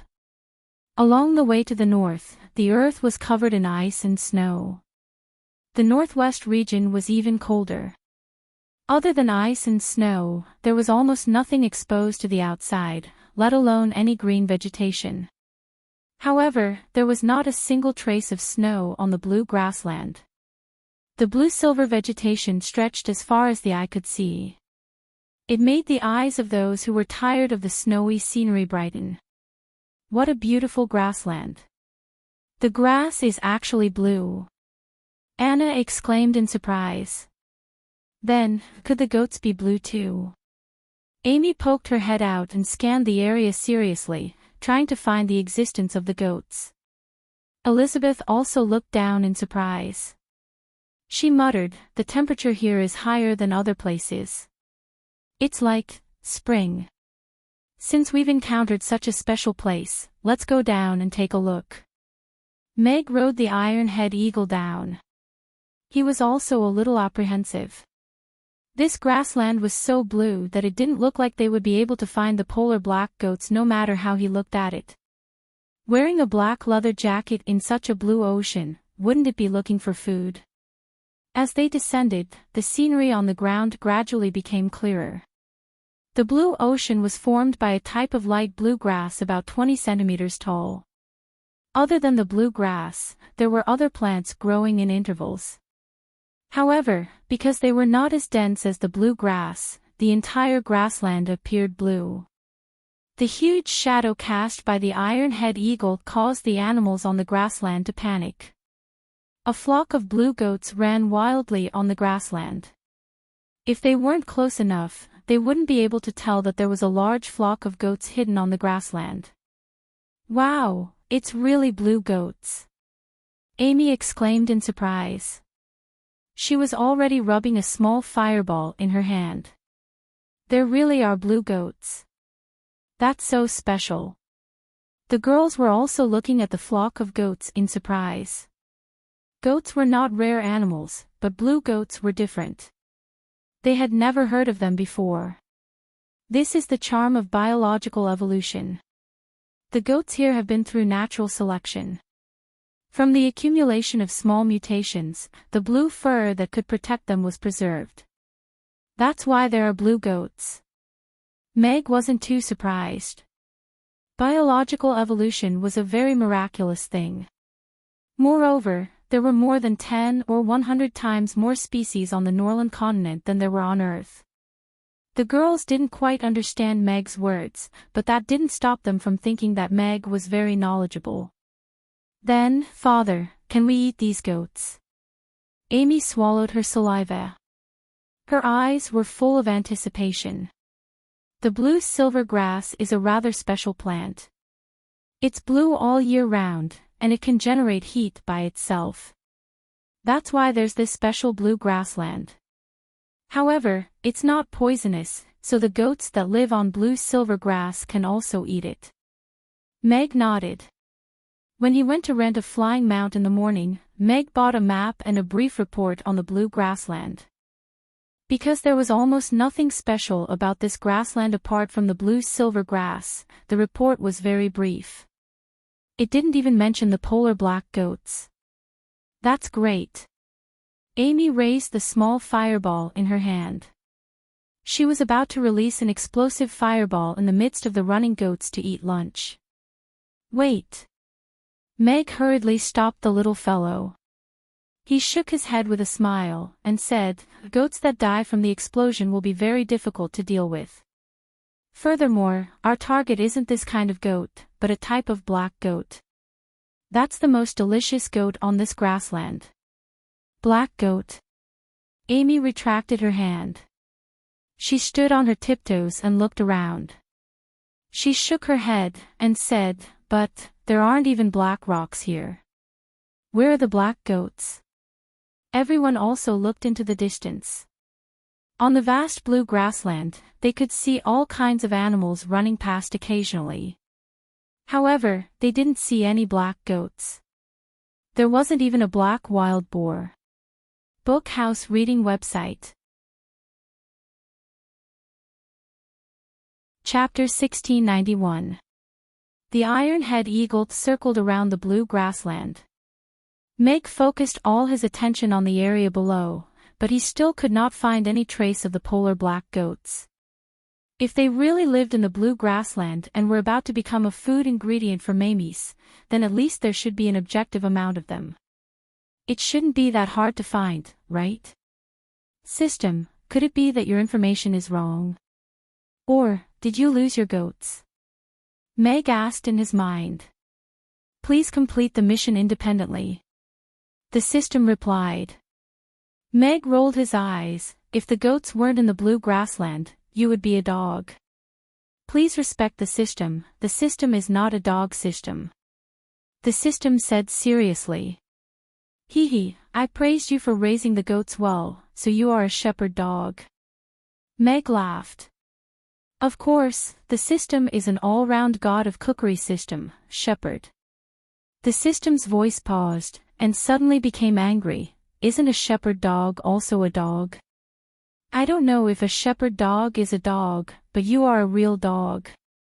Meg rolled his eyes. In such a big grassland, who knows where the system raised the goats? Look, there are tents there, it seems like there are shepherds. Yabamia pointed to the right and said. Meg looked in the direction of her finger. It was already near the northwest border of the grassland. In the distance, there was a tall snowy mountain. The melted snow from the snowy mountain converged into a river, meandering into the grassland. The tents sewn from various animal skins were set up along the river's banks. Since there are shepherds, then let's go down and take a look. Maybe they know where to catch the goats. Meg had an idea and signaled the iron-head eagle to descend. Woo! The shrill sound of a horn came from the shepherd's tents. The women and children ran back into the tents. The men held their longbows and spears and came to the front of the tents. They looked at the giant eagle that swooped down with vigilance and fear. In the blue grassland, they had never seen such a huge eagle. The snow eagles they raised were not even as big as one of its claws. However, they had nowhere to retreat. Behind them were their homes and loved ones. Chief, what's that? A young man looked at the old man standing in front of him and asked in a trembling voice. It might have come from the back of the snow mountain. Don't panic. If its target is the sheep, let it eat. If its target is the tent, we have to stop it even if it has to die. Eddie said in a low voice. Yes. The herdsmen replied in unison. However, the giant eagle didn't directly rush towards the tent. Instead, it circled around and slowly landed on a nearby mound. Immediately after, a group of people dismounted from the giant eagle's back. Chief, look, there's someone on the eagle's back. Those people don't seem to be hostile towards us. When the herdsmen saw this scene, they were all shocked. However, their expressions also relaxed a lot. Don't let your guard down. We still can't be sure if they are good or bad. Eddie said in a low voice. His eyes were as sharp as a falcon's as he stared at the group of people dismounting from the eagle's back. There were a total of 12 people, 1 man, 9 women, and 2 children. Judging from their attire, they didn't seem to belong to the grassland. Being able to tame such a giant eagle as a mount, they definitely weren't ordinary people. They were just an ordinary nomadic tribe on the grassland. How could they afford to offend such people? They seem to be very afraid of us. Amy hugged Ugly Duckling and looked at the herdsmen who were holding bows and spears in the distance with confusion. We are clearly so cute. Meow, meow, Ugly Duckling acted cute in her arms. Amy glanced at it and said without hesitation, that doesn't include you. Meow. Ugly Duckling was instantly discouraged. It rolled its eyes and lost its dream. We are considered uninvited guests. It's normal for them to be vigilant. We just have to act normal later. Meg smiled as he led the group in the direction of the tents. These herdsmen didn't look very different from herdsmen from other places. The blue-silver grass provided them with a rich grassland that was hard to find in the northwest, and the snow water solved their drinking water problem. However, perhaps because of the blue-silver grass, these herdsmen's skin had a tinge of blue in addition to being tanned all year round.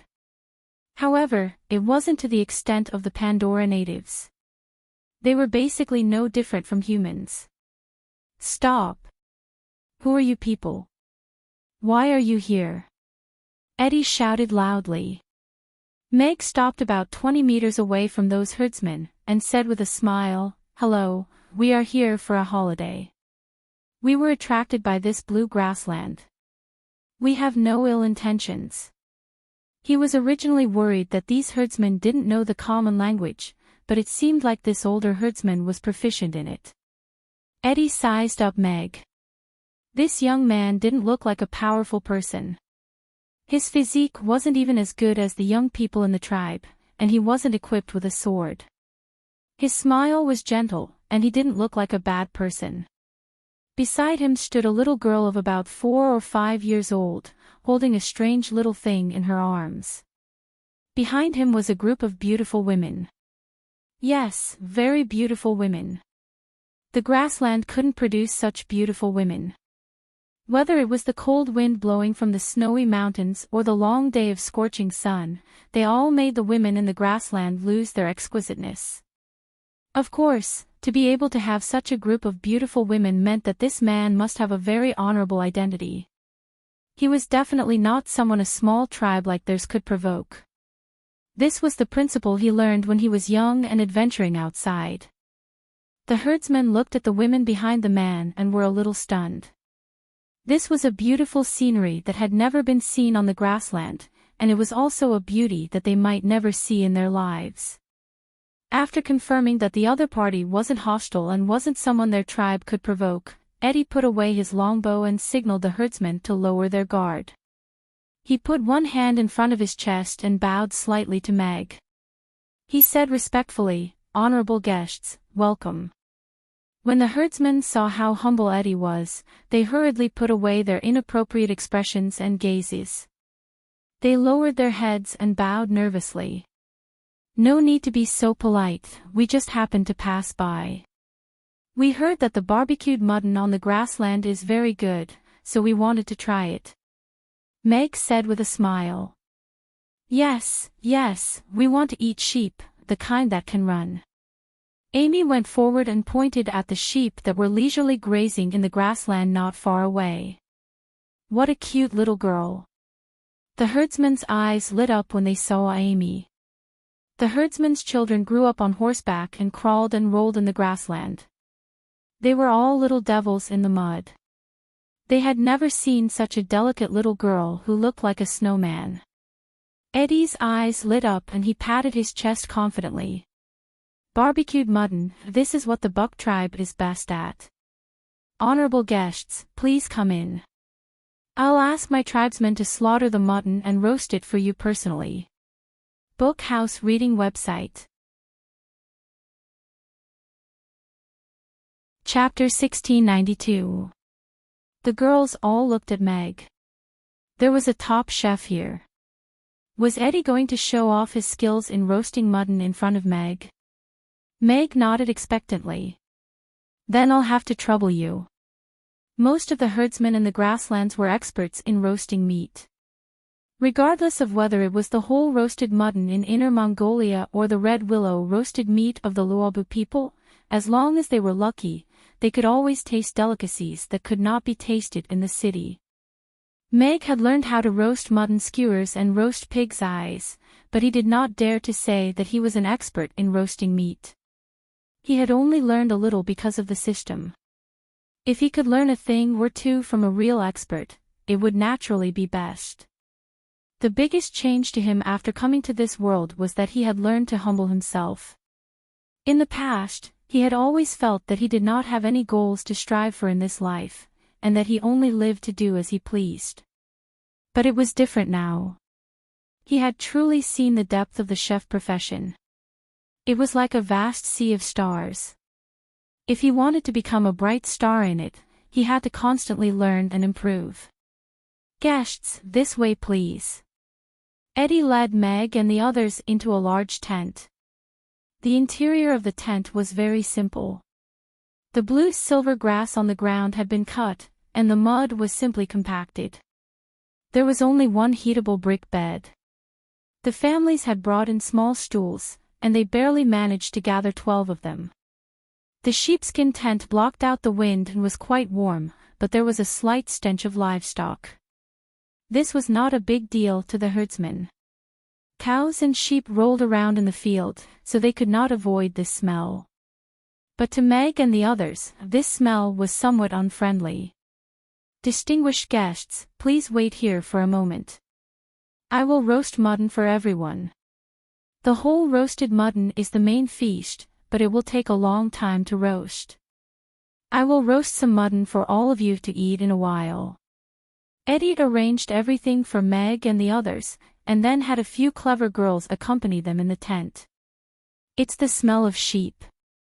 Amy sniffed and looked around. She did not seem to dislike it. Not long after, a few herdsmen came in with ceramic bowls and handed bowls of steaming goat milk to Meg and the others. They smiled and gestured for them to drink. Although these herdsmen did not speak the common language, their warm smiles were infectious. It was hard to refuse their hospitality, or perhaps the thick warm milk fragrance was too tempting. Everyone picked up the goat's milk and drank it. Meg had drunk goat's milk on the grassland. The goat's milk was processed by the herdsman, and even after it was boiled, it still had a bit of rank odor. It was not as good as one would imagine. However, the goat's milk this time was somewhat out of his expectations. The rank odor of the goat milk had been handled very well, and he almost couldn't feel its existence. Or it could be said that the goat milk itself didn't have any rank odor. It was warm, fresh, and sweet, and was completely different from the goat milk he had drunk in the past. Once it entered his stomach, he felt warm all over and the fragrance lingered in his lips and teeth. Good milk.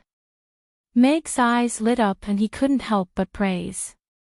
Camilla and Angela looked up at Meg at the same time. Good goat's milk.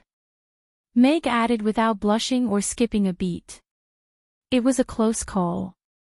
He almost said something that his mother didn't allow him to say. Gulp, gulp. The delicious goat's milk quickly entered everyone's stomachs. The originally restrained feeling was also broken by this warm bowl of goat's milk. Seeing this scene, the herdsmen also smiled proudly. The Buck tribe only produced the best goat's milk. Amy put down the empty bowl and licked the corner of her mouth with her little tongue. She expectantly said, "The goat's milk is so good. The roast goat must be very delicious too." Meg passed the empty bowl to the herdsman to express his gratitude. Then, he stood up and said, "I want to see them roast the goat. Do you want to come?" "I want to go," Amy said as she raised Ugly Duckling. Meow, Ugly Duckling, who had just fallen asleep, squinted its eyes with a puzzled expression. "I want to go too. Big Sister Shirley, let's go too." Anna stood up and held Shirley's hand. This was her first time coming to the grassland. She wanted to go out and play.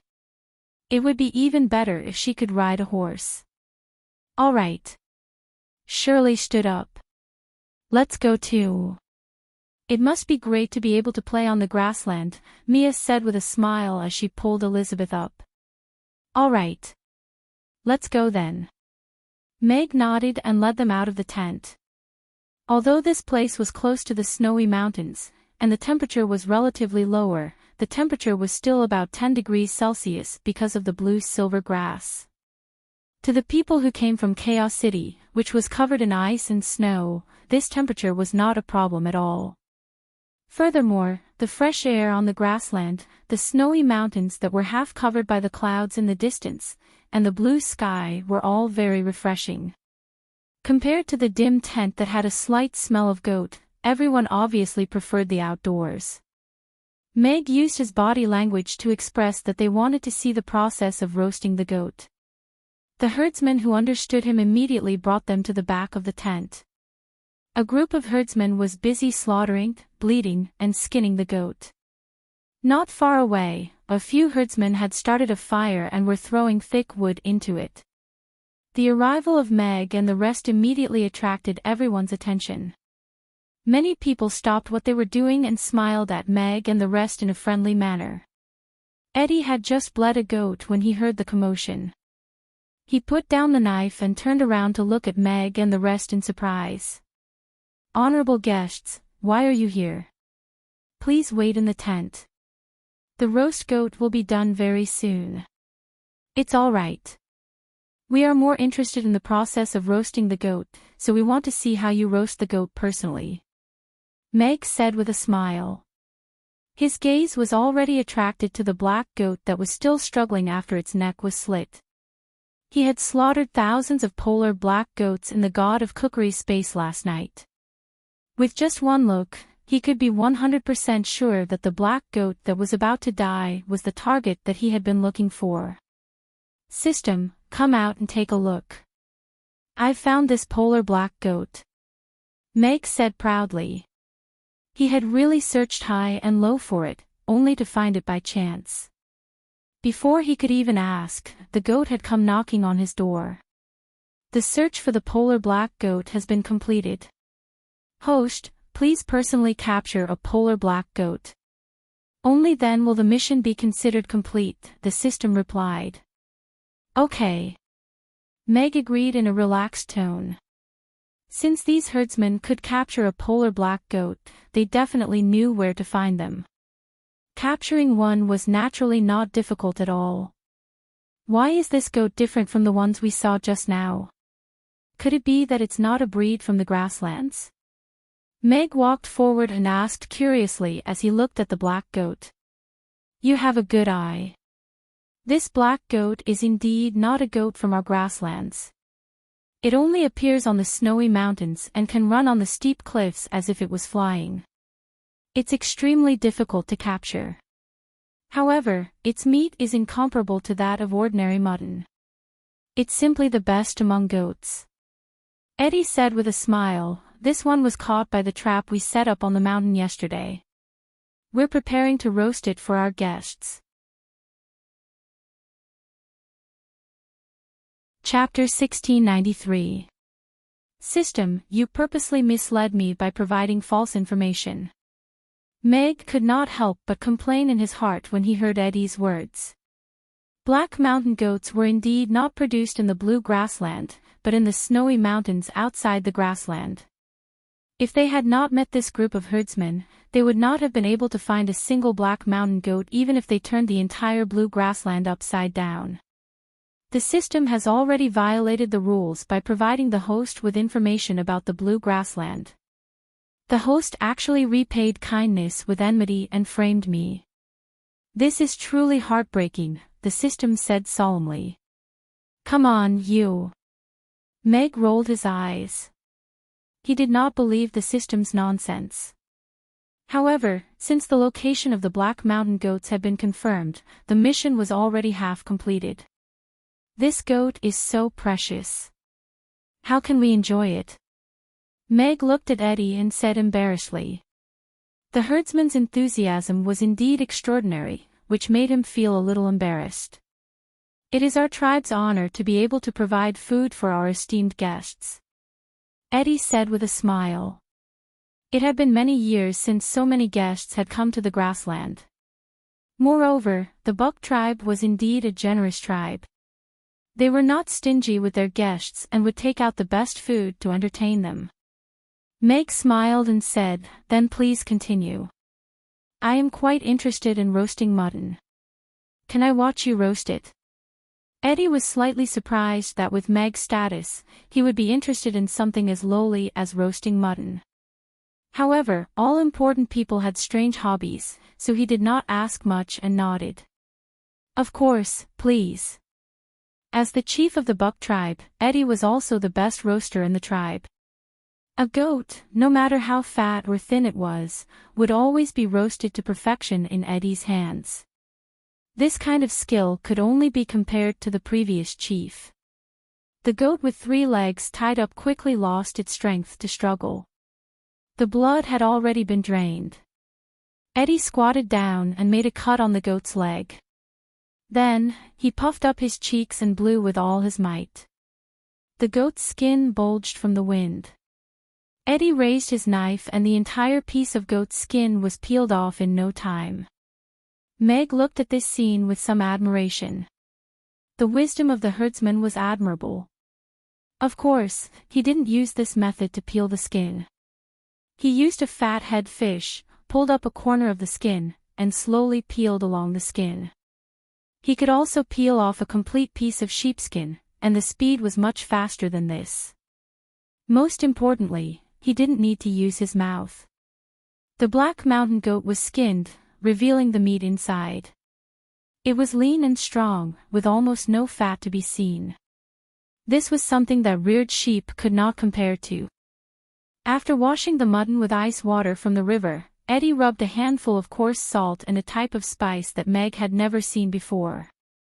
Eddie then propped up the whole mutton with 3 pieces of wood and placed it directly on the charcoal grill that had already been prepared.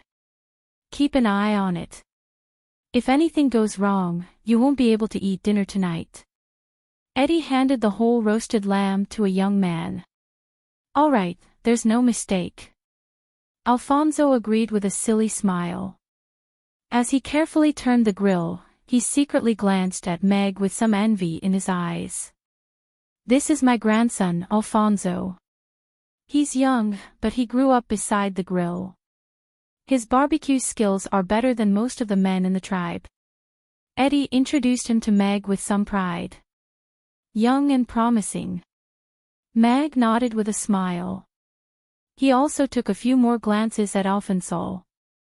This young man did look a little like Eddie.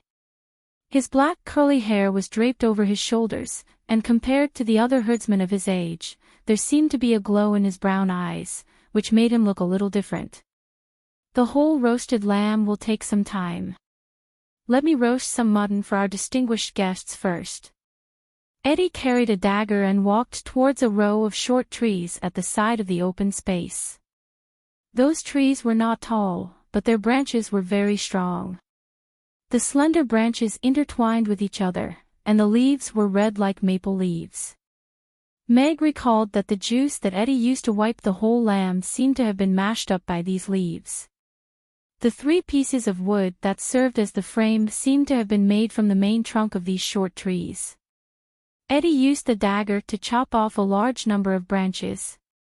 He used the dagger to peel off the skin of the branches, and a faint fragrance wafted over. What is this? Meg asked curiously. The first thing that came to mind was the red willow. The authentic red willow barbecue was one of the best barbecued meats. The red willow twigs that pierced through the meat skewers were a natural spice. The barbecued meat was completely different from the meat that was barbecued with bamboo skewers. This is the branch of the baka tree. Our Buck tribe uses it to roast meat. The roasted mutton is even tastier. Eddie washed the peeled branches in a wooden basin and said with a smile, once you leave the grasslands, you won't be able to taste this in other places. That is indeed good stuff. Meg nodded. Its effects were roughly the same as the red willow branches. Moreover, the fragrance from the branches was a natural spice. The whole black goat was already on the grill, so Eddie caught another strong blue shepherd goat and slaughtered it. He chose the fresh meat from the goat's hind legs and upper head, cut them into cubes, and skewered them with the sharpened baka tree branches. 5 or 6 pieces of meat were skewered on each branch, and each piece was 3 centimeters square. The charcoal was lined up in a row in the mud pit. Stones were piled up, and the mutton skewers were lined up one by one. The barbecue on the grasslands was not that particular. It looked simple, but the whole process made people feel that each piece of meat was as real as the meat. The branches that had just been cut off from the trees had been soaked in water for a while, so there was no need to worry that they would burn off before the mutton was cooked. The red charcoal emitted a decent temperature, and the fat and lean mutton soon began to sizzle with oil, emitting the fragrance of roasted meat.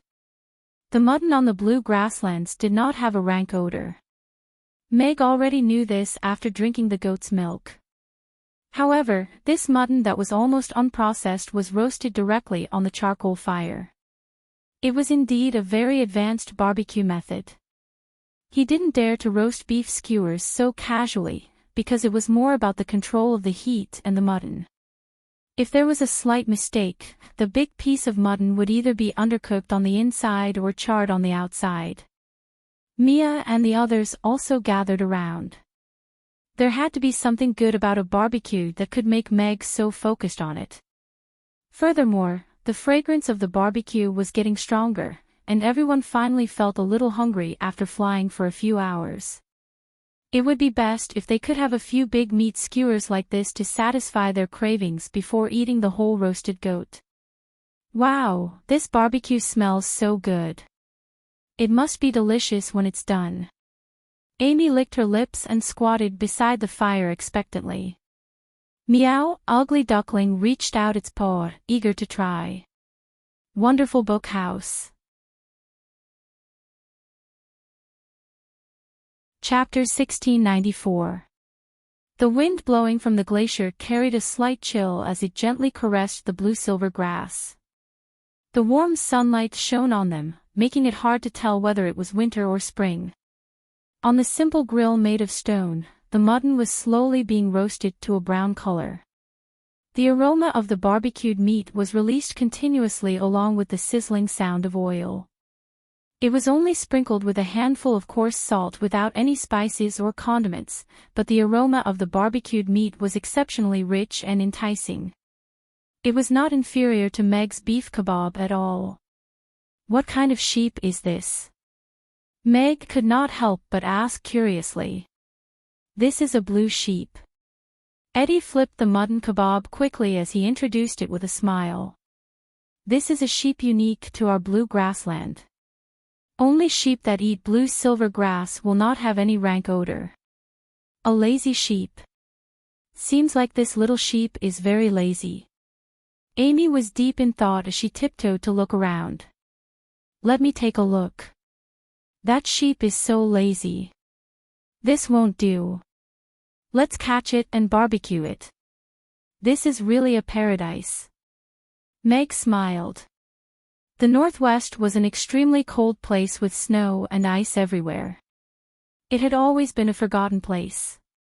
Even the racial war that swept across the entire Norland continent back then did not affect this place. The war was nothing more than a fight for resources and territory. There were many unclaimed lands in the Northwest, but no race would want such unclaimed lands. The blue grassland was obviously an unexpected existence. However, there were no decent magic beasts in this grassland apart from blue silver grass and sheep. To the various races, it was obviously not a place worth occupying. The mutton kebab is ready. Please try it. Eddie placed a big bunch of mutton kebab on a wooden tray, and passed it to Meg and the rest with a smile. The original freshly shaved tree branches and the rough meat pieces made the mutton kebab give off a grassland's original vibe. The oily reddish-brown meat pieces gave off a mouth-watering aroma. I want a kebab. Amy looked at the mutton kebab on the plate and swallowed her saliva as she raised her hand. It looks delicious. Anna's Adam's apple bobbed as she stared at the meat kebab. Come on. 1 kebab per person. It's enough. Meg smiled as he distributed the meat kebab to everyone. There were exactly 12 kebab. Because the meat was cut into large pieces, it was almost as big as a leg of lamb. Be careful. It's hot. Blow on it before eating, Meg reminded Amy and Anna. Aha, Amy replied as she took a bite of the mutton. Oh, Amy's eyes suddenly lit up. She chewed happily like a rabbit. Her eyes and eyebrows curved into crescent moons. She looked happy and satisfied, raising people's expectations for the mutton skewers. Amy always praised all kinds of food. Even if it was a hard biscuit, she could still crunch it like a little squirrel, making people believe that it was delicious. But when she showed this kind of expression, it must be when she ate something really delicious. It was very believable. Meg blew on the first piece of mutton, then took a big bite. The surface of the mutton was slightly charred, but it was full of juice after biting into it. It didn't have the rank odor of mutton. It only had the fresh, sweet, and milky aroma of goat's milk, mixed with a faint fragrance. The saltiness was just a supplement. The aroma brought the delicious taste of the mutton to another level. With his eyes closed, Meg could almost see the fat blue sheep strolling leisurely on the blue grassland. The wind blowing in his face carried the fragrance of the grass. The more he chewed, the more fragrant the mutton became. He was so happy that he almost chewed his tongue to pieces. This mutton kebab is amazing. Meg opened his eyes and gave Eddie a thumbs up. He had to admit that this was the most delicious mutton kebab he had ever eaten. "This mutton is delicious," Mia said with her mouth full. Her face was full of surprise. "As a staunch beef kebab fan, I also agree that this mutton kebab is delicious." Barbara nodded. She then took a big bite of the mutton and chewed happily. She began to seriously consider whether she should switch to the mutton kebab fan. Everyone praised from the bottom of their hearts. No one would have thought that they would be able to eat such delicious food in the grassland of the Northwest. Ding! The host has for the first time in this world sincerely praised other people's food. You have triggered a hidden mission. You are hereby rewarded with a mutton kebab recipe. At this moment, the system's voice suddenly sounded in Meg's mind. That works. Meg was stunned for a moment. He looked at the glittering experience bag that appeared in his mind in disbelief. Is this a fake recipe? Meg asked tentatively. How could the system be so kind as to exchange a compliment for a recipe? Please don't question the professionalism of the system. The system said solemnly. Praising others is an excellent quality. As a candidate for the god of cookery, you must learn to be humble and praise others. Only by acknowledging the excellence of others can you give yourself a wider space for growth. All right, then I'll accept it. Meg raised his eyebrows. There was no reason for him to reject a mutton kebab recipe that was delivered to his door. This was the king of the barbecue world. Now that he had taken it under his wing, it couldn't be better. As long as everyone likes it. Eddie listened to everyone's praises, and a smile bloomed on his face. His hands flipping the mutton kebab became much smoother. A mutton kebab skewered with about half a caddy of mutton. Everyone felt a little full after eating the kebab. However, it wouldn't be too much to have a few more kebab skewers of such exotic delicacies. Everyone gathered around the fire to warm themselves, eat the mutton kebab skewers, and drink the sheep's milk wine brewed by the herdsman. They watched the herdsmen sing and dance, and the atmosphere of the holiday gradually thickened. Shirley borrowed a horse from the herdsman and rode with Anna. Amy, on the other hand, found a sheep and threw ugly duckling on its head. She climbed up herself and rode the sheep to chase after Shirley and the rest. Yabamiya and the rest also went out for a walk and play. It was rare for them to have such good weather and environment. They chatted and played, and gradually got familiar with each other and became more harmonious. Meg didn't follow them. Instead, he found a piece of dry wood, and sat by the fire to watch Eddie and Alfonso roast the whole mutton. Meg looked at Eddie, who was flipping the whole mutton, and casually asked, "Grandpa, you went to the South when you were young?" "Yes. When I was young, I went out to explore for 10 odd years. The furthest I went was Chaos City, and I stayed there for 3 years. I missed home, so I came back." Eddie nodded. There was a hint of reminiscence in his eyes, and the corners of his lips curled up subconsciously. Alfonso, on the other hand, was sizing up Meg carefully with anticipation in his eyes. Grandpa had taught him the common language. Although he couldn't speak it fluently, he could understand Meg's words. He liked to hear about everything outside the grasslands, and also yearned to leave the grasslands one day to explore the South like his grandpa. No pop-up window. Chapter 1695. Meg and Eddie chatted casually about the changes in Chaos City, life on the grassland, and how vast the outside world was. Talking to the elderly would always give Meg some insights that had been accumulated over the years. Even though he was just a herdsman who had gone on a long journey when he was young, he still benefited a lot from the conversation. Alfonso listened quietly at the side, and added charcoal to the grill from time to time. His eyes were staring at Meg most of the time, and there seemed to be light shining in them. According to this distinguished guest, the outside world was even more vast and exciting than what his grandfather had described. There were giant dragons flying in the sky, tree people as tall as hills, dwarves who were good at construction and forging, and huge cities built on flat land. It has been a few decades, and the outside world has changed drastically. The herdsmen on the grassland are still grazing slowly, and nothing has changed. It's a pity that the young people in the tribe don't have any other skills apart from grazing. They can't even leave the grassland, Eddie lamented. The people outside are envious of your carefree life, but you are also envious of the colorful world outside. It's hard to say what the world is like.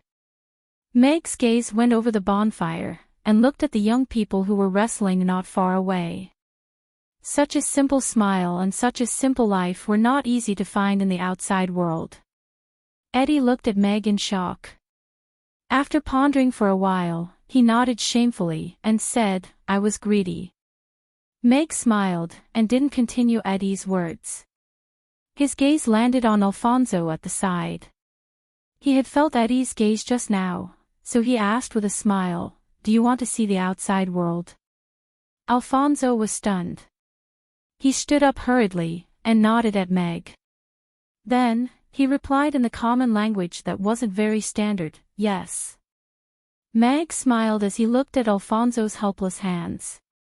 He took out a money pouch, and took out 10 dragon coins and 10 gold coins from it.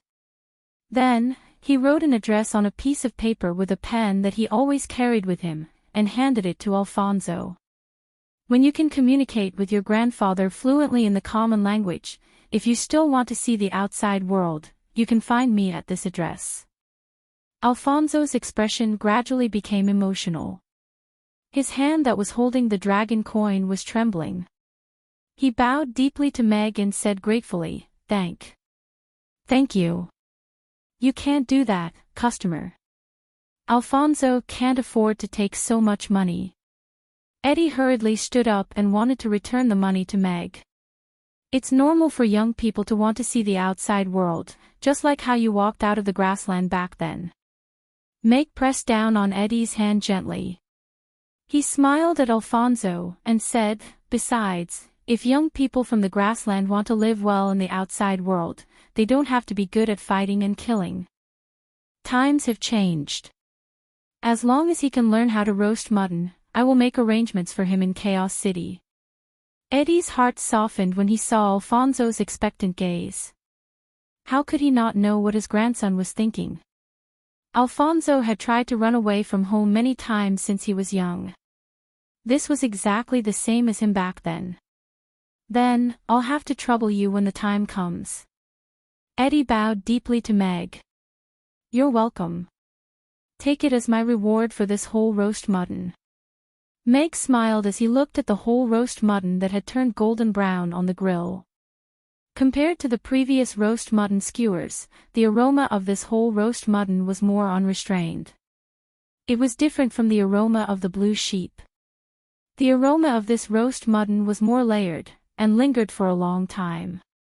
Eddie flipped the roast mutton, and looked up at Meg as he said, "Sir, this mutton is almost done. Do you want to eat it now?" "Of course, it's best to eat it now." Meg nodded with a smile. He got up and called everyone back to eat the whole roast mutton. "This sheep is so lazy. It's just like an ugly duckling. It can't catch up with big sister Anna and the others no matter how hard it tries." Amy sat on the sheep's back and pouted in disdain. Meow, that sheep and ugly duckling meowed innocently. Meg looked at that fat sheep that was tamed, and was a little surprised at how Amy managed to convince it. Riding horses is so fun. Anna was carried off the horse by Shirley with an excited smile on her little face. Mia and the rest walked back, chatting and laughing. Angela and Jane were obviously much closer to everyone. They also had smiles on their faces, and looked very harmonious. "It smells so good." Amy jumped down from the sheep's back, and looked at the whole roast mutton that was glistening with golden oil on the grill. She swallowed her saliva and said, "Roasting a lazy sheep like this is so gluttonous. It's so cruel. But I like it so much. Wash your hands first, and then we can start eating." Meg took a wooden basin filled with warm water from a herdsman at the side, and called Amy over to wash her hands. After everyone had washed their hands, Eddie gave everyone a short knife. When they ate roasted lamb on the grassland, they would use a knife directly. However, it was a little inconvenient for the two children and the girls to use a hot roasted lamb that had just been roasted. Meg brought his own knife. He unsheathed fathead fish and cut a plate of mutton for everyone. The meat was connected to the bone, and it was much easier to eat. "Father, can I have a leg of mutton?" Amy asked as she stared at a leg of mutton. "Of course."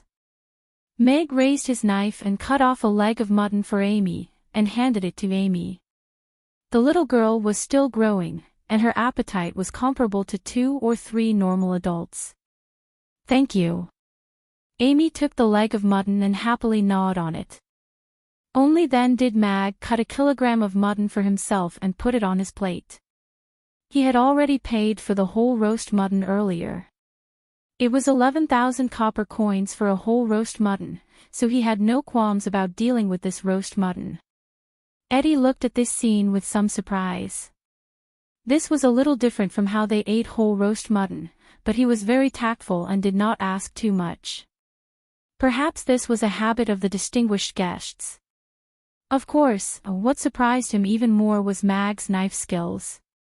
Mag's hands didn't look like they were used for manual labor, but he was able to wield such a wide and thick square knife.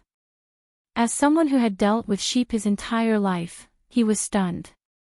Meg picked up a piece of mutton with skin, meat, and bones in his hand. The mouth-watering aroma accompanied by the heat hit his nostrils. The golden skin of the mutton was glistening with oil, and the mutton had also turned brown. The fragrance of baka wood leaves was mixed in. Without any hesitation, Meg took a bite of the mutton. Crunch. The charred skin made a crisp sound as he chewed. The charred aroma immediately filled his mouth. The heat was just right, giving it the most charming texture and taste. It was not inferior to the duck skin of Peking duck. Under the charred skin, the mutton was extraordinarily fresh and tender. The rich oil under the skin gave the mutton good protection, so it did not lose its soul under the high-temperature roasting. Instead, it was sublimated. The freshness and sweetness of the mutton was even better than the previous mutton skewers. In addition to the fragrance of the baka wood leaves, the meat also had a faint fragrance. The more he chewed, the more fragrant it became. His taste buds had already surrendered. The wonderful taste made him immerse himself in it.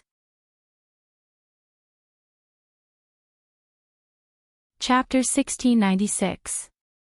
Meg had eaten many roasted whole goats before.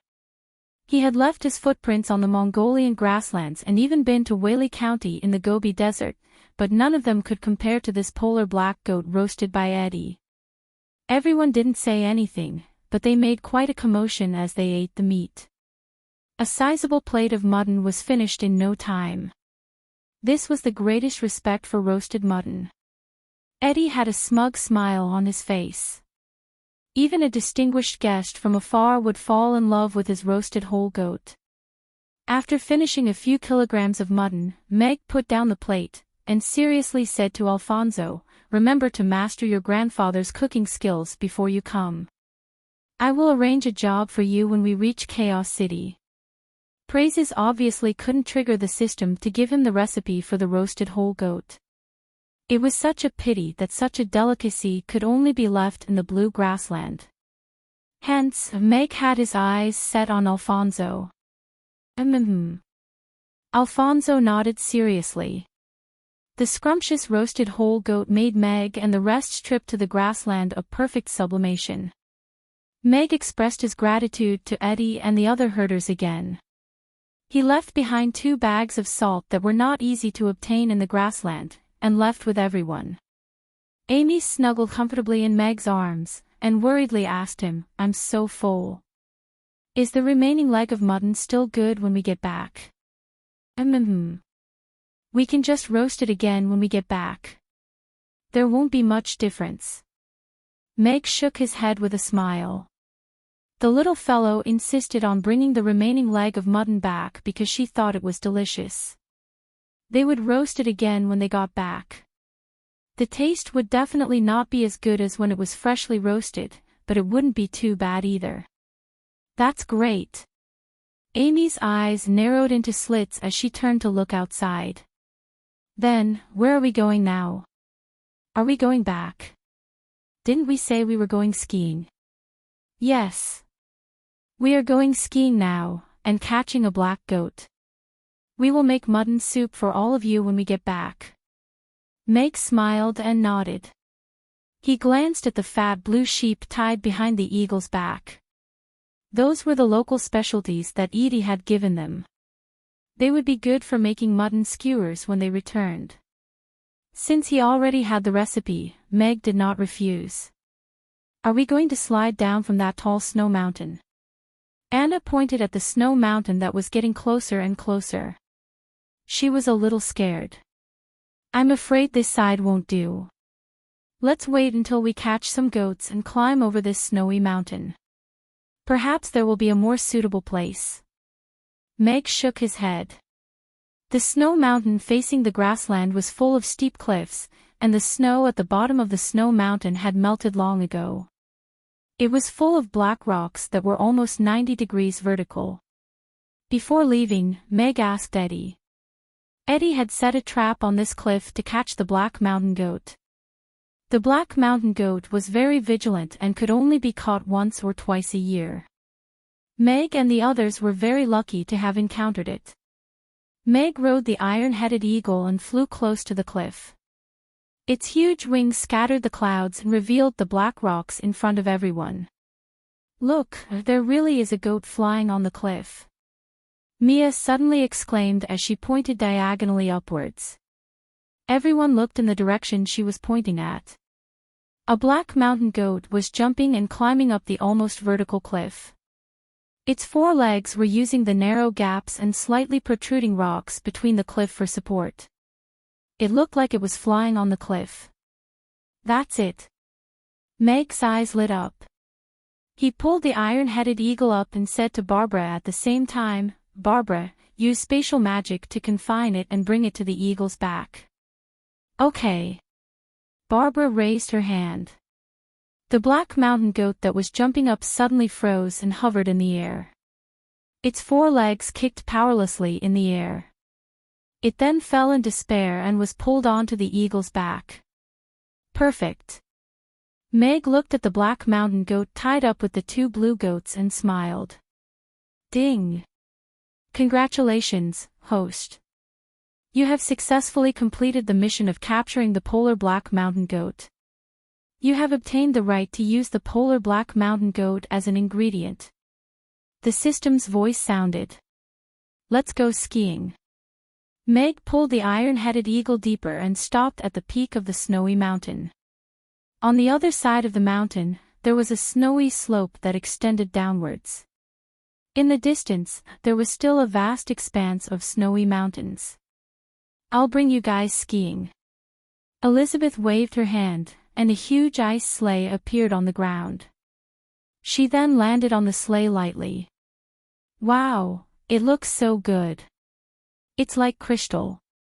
Amy was the first to jump down. Ugly Duckling followed suit. However, because the ice surface was too slippery, it landed on its face and slid down to Amy's feet. Everyone got on the sleigh. Meg let the iron-headed eagle follow and also jumped onto the sleigh. "Sit tight," Elizabeth reminded them. Her body swayed forward, and the ice sleigh that was parked immediately slid down, and it was getting faster and faster. Ah! Screams instantly sounded in the mountains. In the magic potion shop, Cece handed a hot towel to Lulu, and asked curiously, "Lulu, why are you back so early today?" Lulu used the hot towel to wipe her face that was full of soot, and then wiped her hands. She looked at Cece with a smile, and said, I finished my work early today, so I came back early. Then wait a moment. I'll go and cook for you. Cece took the towel from Lulu and turned to walk towards the kitchen. Wait a minute, Cece. Actually, Lulu stopped Cece, and her big hands searched in her clothes. Cece turned to look at her, a little puzzled. Found it. Lulu pulled out his hand, clenched it into a fist, and handed it to Cece. Then, he opened his palm. An exquisite silver ring appeared in the middle of his palm. It was a slender ring, and the surface of the ring was a light golden amber. In the amber, there was a very small branch, just like a small tree. This is. Cece's eyes lit up. She looked at the ring and said in surprise, Is this for me? Today is your birthday. This time, I can finally spend it with you. Lulu looked at her gently. Then, he took her hand carefully, and put the ring on her finger. The size was just right. It was exquisite and cute on Cece's slender and delicate finger. Cece looked at the exquisite ring on her finger. Even the edge of the ring had been polished until it was as smooth as a mirror. His clumsy hands must have suffered a lot to make such an exquisite ring. She didn't know how much time he had spent on this outside of his busy work. Thinking of this, Cece felt a lump in her throat, and her eyes gradually turned red. She looked up and met Lulu's gentle eyes. She couldn't help but laugh and hit his chest lightly. She complained, Idiot, as long as you're with me, I'll be very happy. Lulu touched his head with a silly smile.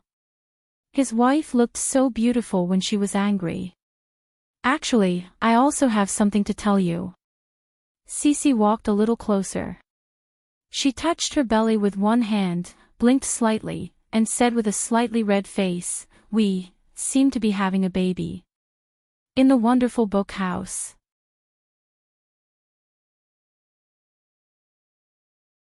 Chapter 1697. Lulu stared at Cece in a daze for a while before he came back to his senses. He said in surprise and joy, Cece, you mean you're pregnant? Yes. Cece nodded shyly. However, she could not help but look up at Lulu. Her eyes were also filled with joy. I wasn't sure a few days ago, but the world tree gave me feedback today. There's a little life in my stomach. That's our child. That's great. Lulu opened his arms and hugged Cece. However, he immediately let go of his hands. He was afraid that he would hurt Cece and the child in her stomach. He just looked at Cece with a silly smile like a child. For a moment, he did not know where to put his hands. Touch it. Cece smiled as she grabbed his big hands and gently placed them on her stomach. Although there was no sign of a bump, the two of them treated it as if it was a treasure. Lulu squatted down and pressed his ear gently against Cece's stomach. He closed his eyes and listened carefully. Let me listen and see if our child has anything to say to us. Cece touched Lulu's head gently with her hand. Her smile was filled with happiness. Perhaps only they knew how rare this child was and how much it meant to them. They once thought that they would never be able to have a child. The Druid lineage would be completely cut off in their hands. Hey, Mr. Mac is too capricious, isn't he? In the past, when he took leave during holidays, at least the designated hot pot area would continue to operate. Today, we can't even eat hot pot. Hot pot is nothing. The Mana Hot Pot restaurant in front is opened by Mr. Mac's designated hot pot chef. The ingredients are slightly inferior to Mamie's hot pot, but they each have their own merits. The key is that the price is cheap. It's almost 1/10 of Mamie's. Alright, we'll settle for the next best thing. Let's go and try Mana Hot Pot restaurant today. Outside the restaurant, the excited customers looked at the closed door and complained helplessly. They had no choice but to head to Mana Hot Pot restaurant for their hot pot. No one knew that Meg and the others had actually returned from their vacation happily and were having a lively barbecue dinner in the restaurant. The three goats brought back from the blue grassland were the main characters of the night. The blue goats were made into skewers. Even the wooden skewers used to skewer the meat were made from baka wood that Meg had specially brought back. As it was his first time roasting mutton, he wasn't very confident, so he cut the mutton into pieces that were about the same size as the beef kebab. This way, he could control the heat better. As for the polar black goat, it had been tamed by Amy as a mount on the way here. When she returned to the restaurant at night to slaughter the goat, she was in a dilemma. Little Black, although we had a lot of fun at noon, and you're smarter than Ugly Duckling, it's already night time. We're hungry, so we can only eat you. Amy patted the black goat's head and comforted it. Don't be sad, I'll enjoy you. Baw, the black goat licked Amy's hand, then walked resolutely towards Meg, who was holding the vegetable leaves. The mutton soup is boiling in the pot. The grill at home is a little small, so we can't roast a whole goat, so we can only roast half a goat. The roasting method is a little different from what we had at the grassland this afternoon. Let's try it out later. Meg placed the grill in the middle of the restaurant. The tables and chairs were moved to the side, and the three long tables were joined together to form a long table for everyone. Barbecuing in the kitchen by himself made him feel like a chef, not a member of a barbecue party. Furthermore, barbecue was all about the smell of smoke and fire. If everything was prepared and served to the table, the taste would be gone, and they would have to watch the meat slowly cook on the grill. Today's mutton was the main character, but of course, they couldn't just eat mutton. Pig's eyes, beef, these were just supporting roles. Although she missed the trip, Irina didn't miss this barbecue. She was eating fruit and patiently listening to Amy talk about the interesting things that happened during the trip today. When she heard something funny, she would laugh with Amy. The charcoal in the grill was already burning red. Meg brushed a layer of oil on the grill and started to put the mutton on it. Sizzle, when the mutton came into contact with the hot grill, it immediately began to emit oil, and the aroma of the meat also spread. Compared to the original method of eating the mutton on the grassland, where only a handful of salt was sprinkled, Meg used more force. When he sprinkled chili powder and cumin powder, it was as if he had injected a soul into it. The gentle aroma suddenly became sharp and irresistible. Everyone who was originally chatting was attracted by the mutton skewers on the grill. Although they had eaten a lot of mutton skewers at noon, the smell of Meg's mutton skewers was even more invasive. Just smelling the aroma made their mouths salivate. Watching the mutton skewers slowly change on the grill, the process was both pleasing to the eye and torturous. Okay, try the first mutton skewers I've ever made. Meg gathered the mutton skewers on the grill and placed them on 3 long wooden trays. He handed them to Mia, who had been waiting for a long time. It looks great. Mia smiled and placed the trays on the 3 tables. This way, no one would have to get up to take it. Let me try. Amy couldn't wait to grab a mutton skewer. She only hurriedly blew on it a few times before putting it into her mouth and taking a bite. Compared to the rough way the herdsmen on the grassland ate, Meg's mutton skewers were more delicate in size. Moreover, he only used meat and didn't keep the bones, so it was more convenient to eat. Oh, the mutton that father roasted is also delicious. Amy chewed on the mutton happily. She didn't forget to pick up another skewer and pass it to Irina, who was sitting next to her. Sister Irina, try it too. It's really super delicious. Okay, I'll try it. Irina took the mutton skewers. Looking at the color, the surface was slightly brown. Smelling it, the aroma of the meat assailed her nostrils. The spices were tempting. Her delicate red lips blew on the first mutton before taking a bite. This taste. The surface of the mutton was slightly charred, but the texture wasn't hard at all. The spices first tickled her taste buds, and when she bit into the mutton, the fresh and sweet flavors suddenly burst forth in her mouth. It was the taste of the grassland. The blue grassland that Amy had described to her just now, which was almost the same color as the sky, instantly appeared in her mind. Flocks of blue sheep strolled and grazed on the grassland. What a carefree and beautiful scene. The corners of Irina's mouth couldn't help but curl up. The spices gave the fresh and sweet mutton a rich layer of flavor, and also satisfied her greedy taste buds to the fullest extent. In addition to the cumin and chili powder, there was also a faint fragrance that lingered in the air, bringing with it the flavor of the grassland. If the beef was already amazing enough, then the mutton skewers should be on par with it. In fact, she felt that she might even like the mutton skewers a little more.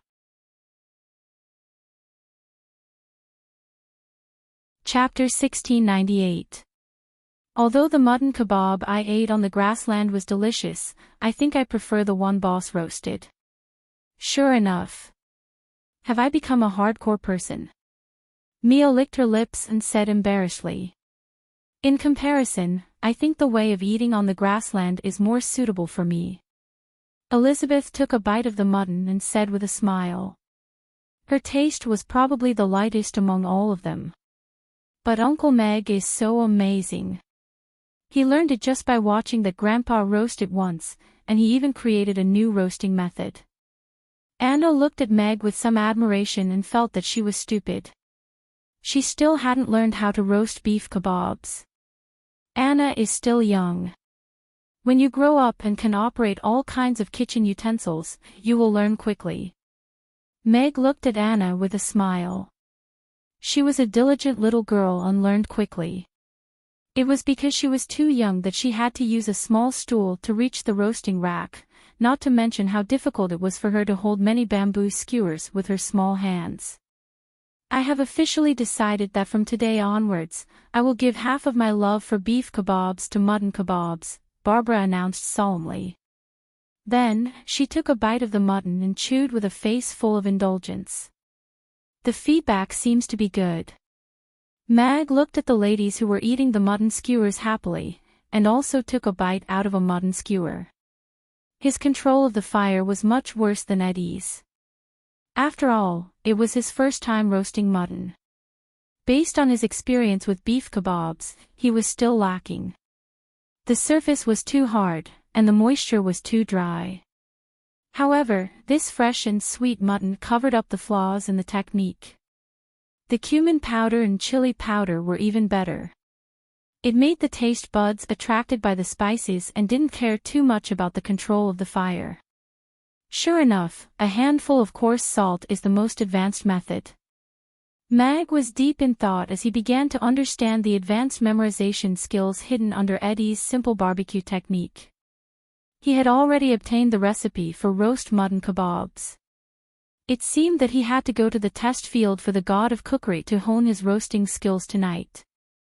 However, as a lover of heavy tastes, to him, cumin powder and chili powder were like the soul. The original fresh and sweet taste could no longer satisfy his experienced tongue. He could only give this mutton skewer 4 points in his heart. It was still far from passing, and there was a huge gap between it and perfect. Mia, pour me a glass of beer. Meg put the kebabs on the grill and looked at Mia. How could one eat barbecue without beer? All right. Mia stood up and looked at everyone with a smile. What would you like to drink? I want a beer too, the kind with ice. Irina nodded slightly. I want beer, juice. Babla met Mag's gaze, and obediently corrected the juice. She snorted and indignantly said, "We'll be an adult in another half a month." Then you'll have to wait for half a month, Meg said calmly. Underage people were not allowed to drink. This was a red line set by Dien Dien. The smoke from the barbecue and the laughter of everyone made the restaurant feel particularly warm. Elizabeth took a sip of red wine and looked at everyone with smiles on their faces. The corners of her mouth also curled up slightly. It was really strange. She never thought that after her mother's death, there would be a place in this world where she could let down all her guard and sit with others and laugh with her heart open. She found her sister and also found a group of friends. To her, what was once a luxury was now the people who accompanied her. No one here cared about who was sitting on the ice crystal throne.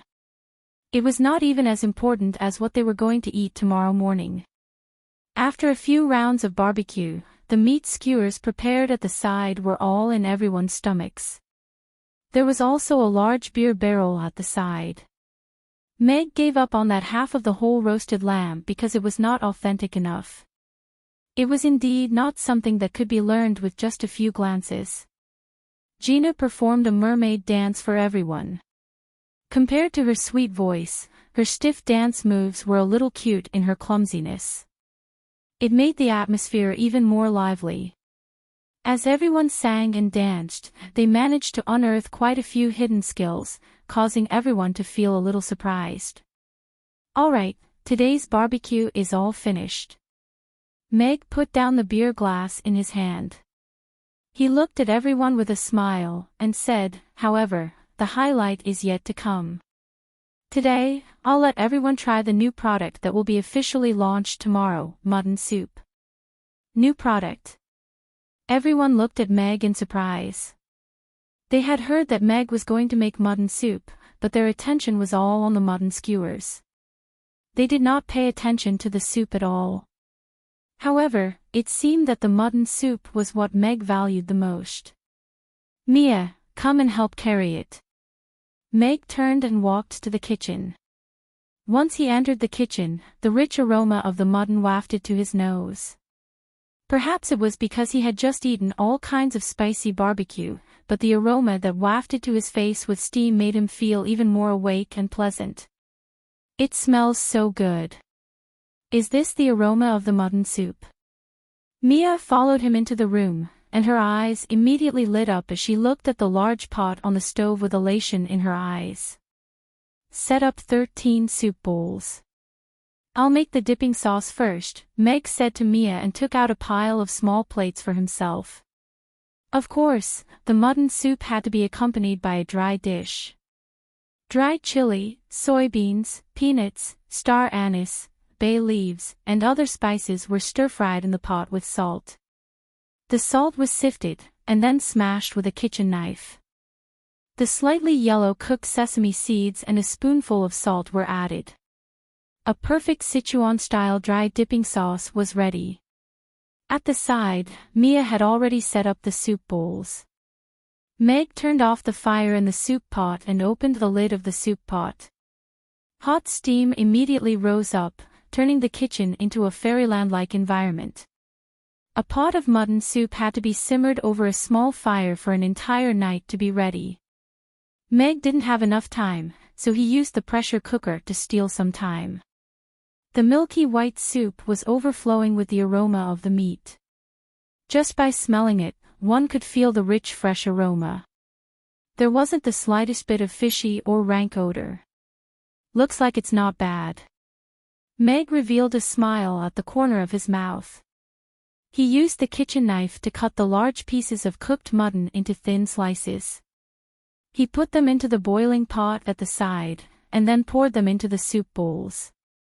After adding the scalding snow-white mutton soup and sprinkling a handful of dark green coriander, a bowl of steaming hot and fragrant mutton soup was ready.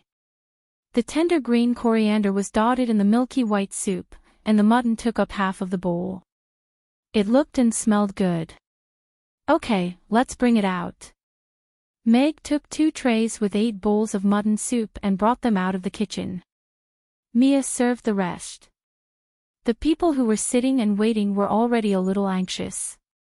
When they saw Meg and Mia bring out the steaming mutton soup and put it in front of them, their eyes lit up. The milky white mutton soup looked very rich. The aroma of the meat and the coriander mixed together. Along with the hot steam, it made the people who had just eaten the barbecue and drank the wine salivate. Book Guest House Reading Website.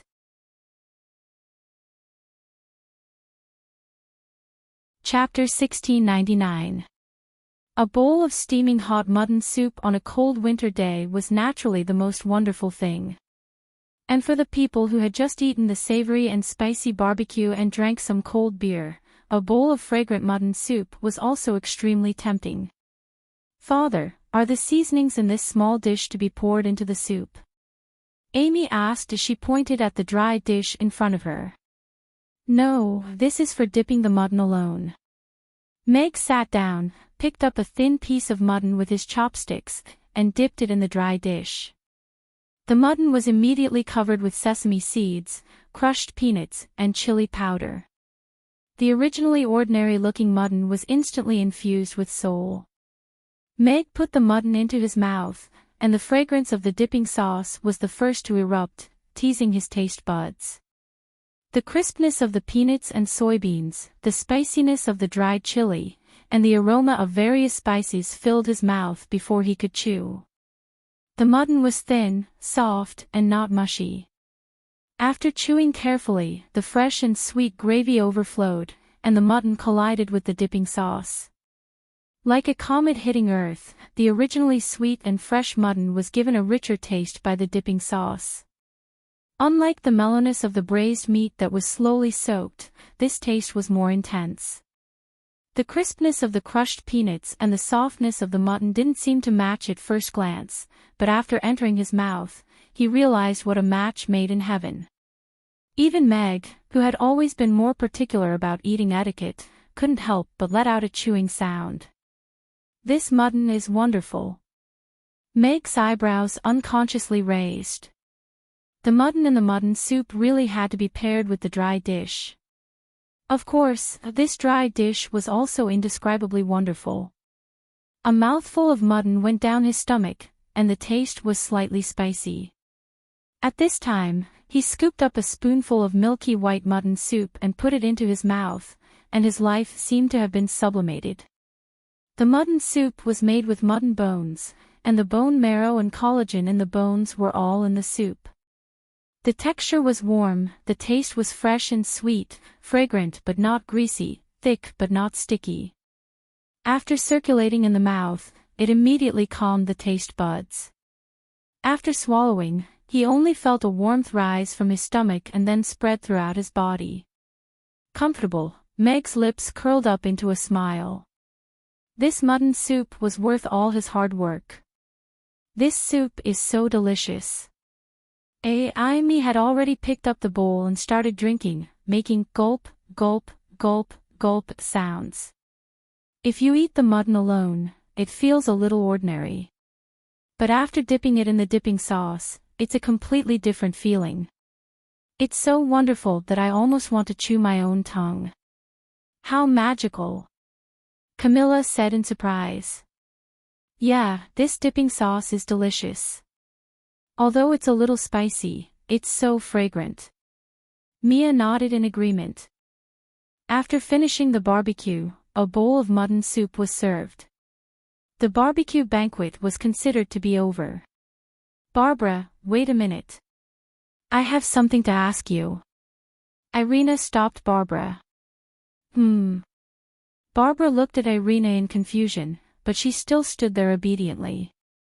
In the past, there had never been an idol in her world. But after meeting Irina, she had one. Those legendary stories made her deeply impressed, and she was willing to become a little fangirl. Irina brought Barbara to a corner, and lowered her voice as she said, "I heard that you once repaired an ancient spell formation, and then teleported yourself to this world." "Yes. That's right." Barbara nodded dejectedly. They could still be friends if she didn't mention that damn teleportation spell formation. If it wasn't for that lousy spell formation, she would still be the high and mighty princess of the Moon Nation.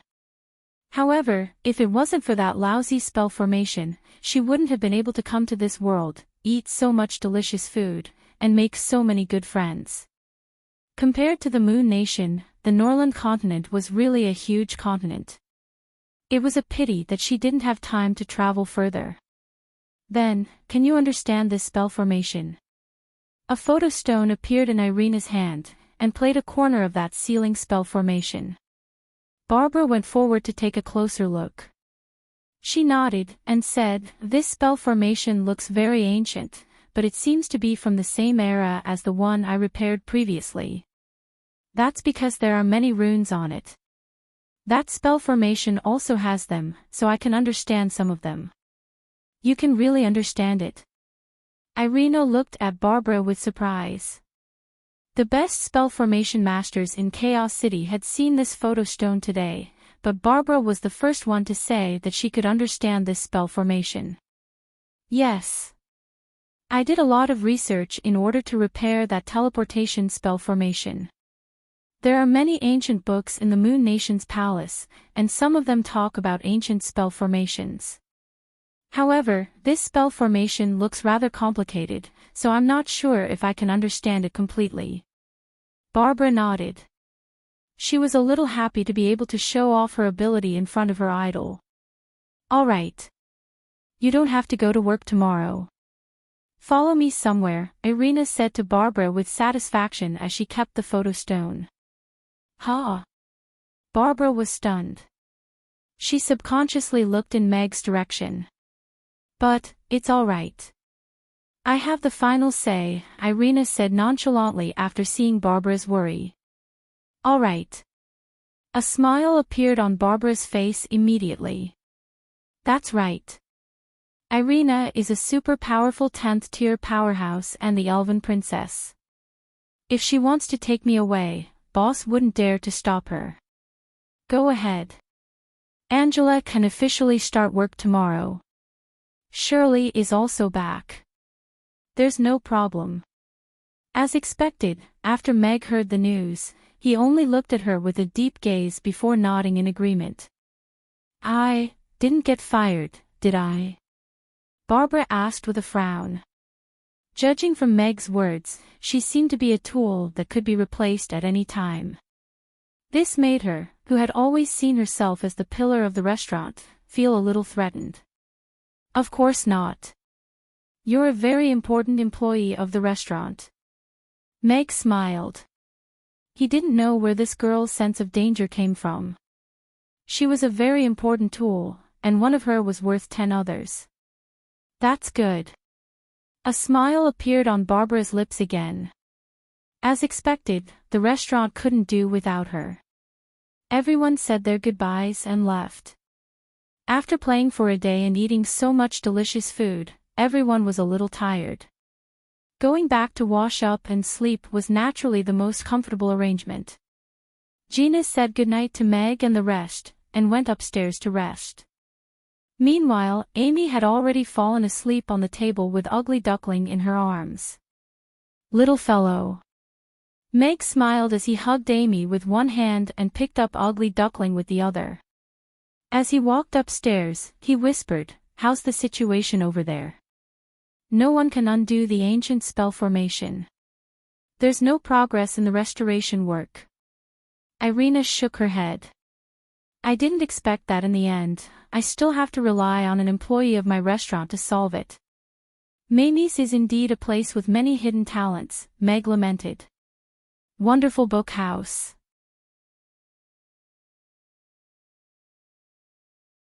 Chapter 1700. We had so much fun today.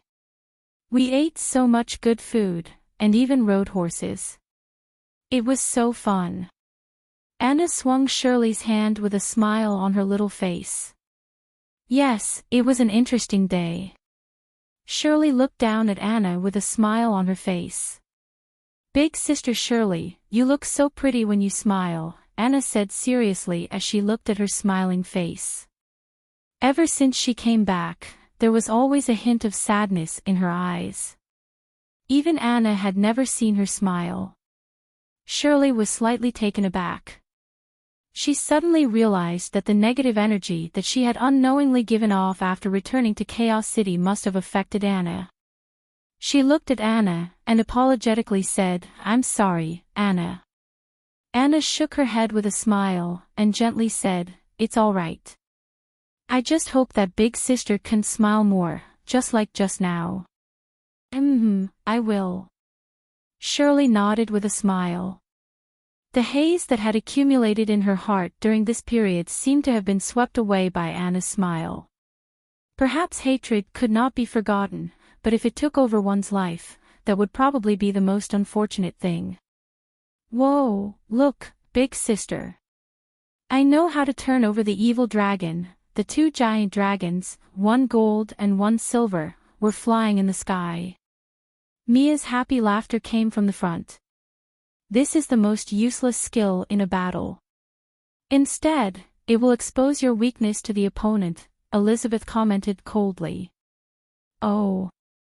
Mia immediately adjusted her flying posture, and followed beside Elizabeth. Then, she asked expectantly, "Then, when can I start learning combat skills? Just like how you can summon a hailstorm with a flap of your wings, can I do the same?" "No, you can't." Elizabeth shook her head. "What about the frost spell?" "That won't work either." "All right." Mia was instantly discouraged. She dejectedly said, "Seems like my talent is really bad. This is not a matter of talent." Elizabeth suddenly sped up, and then turned around to face Yabamiya. She looked into her eyes, and said, "You are Rankster's daughter. You have a pure bloodline and extraordinary talent. Then why can't I cultivate?" Mia was puzzled. "You inherited the bloodline of the golden giant dragon. The cultivation method of the frost giant dragon tribe is not suitable for you, so you can't cultivate the frost technique. However, you can cultivate the giant strength technique of the golden giant dragon tribe and become the king of the power to rule the sky." Elizabeth shook her head slightly and said, "So, if you want to become stronger, you have to accept the help of the golden dragon tribe." "But am I not a frost dragon?" "Father is a frost dragon, and so are you." Yabamiya was a little conflicted. "Our grandmother was a golden dragon." "Perhaps that's why you've inherited the golden dragon's bloodline, and it's the purest royal bloodline," Elizabeth said. "So, what the golden dragon said last time was true. If I want to learn powerful abilities, do I have to go to Golden Dragon Island?" Yabamiya frowned. She wanted to become stronger to protect her sister and everyone in the restaurant, but she couldn't bear to leave them. "That's not something I can decide." Elizabeth shook her head slightly. The relationship between the Frost Giant Dragon Tribe and the Golden Giant Dragon Tribe could not be said to be harmonious. A few hundred years ago, they even went to war because of their grandfather and grandmother. Rodu, Magus Tower. President, the preparations for the Magic Caster Conference are almost done. The invitations have also been sent out. This will be a more exciting and powerful Magic Caster Conference than the previous ones. Brent was looking at Richard with an excited expression.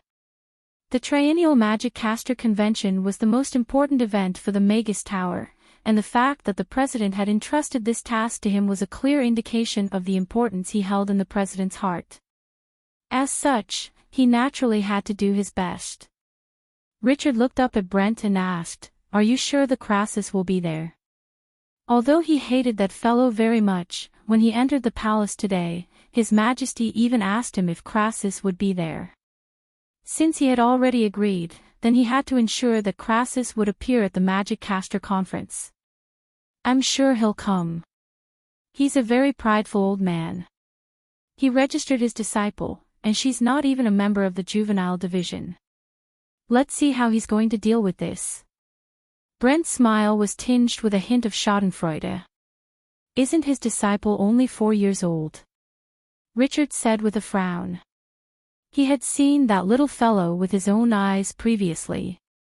Although he was much stronger than ordinary 4-year-old little fellows, if he were to participate in the official competition, he would only be tortured.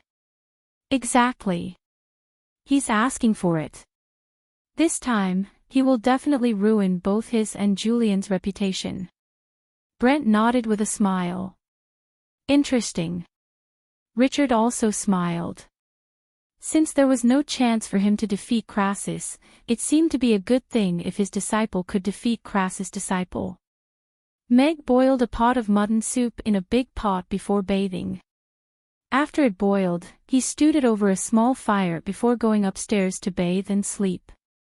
This mutton soup had to be stewed for a night before it was just right. Moreover, if he only sold it in the morning, the fresh taste would not be as good in the afternoon. In order to appease the customers' stomachs, Meg decided to release the mutton soup tomorrow morning. After bathing, Meg lay on the bed, and excitedly opened the mutton kebab experience bag in his mind. After the practice at night, Meg admitted that he was still one experience bag away from becoming an excellent mutton kebab chef. A huge amount of information flowed into his mind instantly. An excellent mutton kebab, from choosing the mutton, the bamboo skewers, how to cut the mutton, marinating it. There were many processes, and every step was not as simple as one would think. The simple and crude grilling method on the grassland was not suitable for every situation. After all, not everyone could experience the feeling of sitting under the blue sky and eating authentic grilled mutton skewers with the fragrance of the grass blowing in the wind. Meg kicked open the door to the test field for the god of cookery, and strode in without any hesitation. If I were to release 2 new dishes a day, they wouldn't have anything to say, right? Father, you have to believe me. There isn't a single chef in Chaos City who knows how to make mutton. We just have to open a mutton restaurant in the Aiden Square, and we'll definitely make a lot of money, a young orc with a big wok on his back said to the tall orc walking beside him. Chaos City is the place where all the races meet. There are many crouching tigers and hidden dragons. It is not as simple as you think. The tall orc smiled and shook his head. He looked at the shops around the square. There weren't many restaurants that were open early in the morning. Along the way, he saw some shops that sold pancakes. Most of the restaurants also sold beef and pork. He didn't see any mutton restaurants. Book House Reading Website.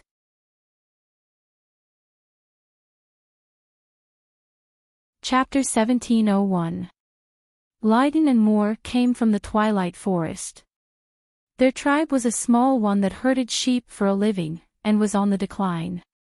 There weren't many pastures in the forest, to begin with, and the various tribes were still fighting for territory. Some time ago, the last pastures of their tribe had been taken over. Lydon didn't want to be their shepherd, so he brought Moore to Chaos City. Chaos City was a good place. Lydon had long heard that there were opportunities everywhere. As long as one was willing to put in the effort, they would never starve to death. That was the truth. After coming here for half a month, the father and son relied on moving goods for others and sleeping on shared beds.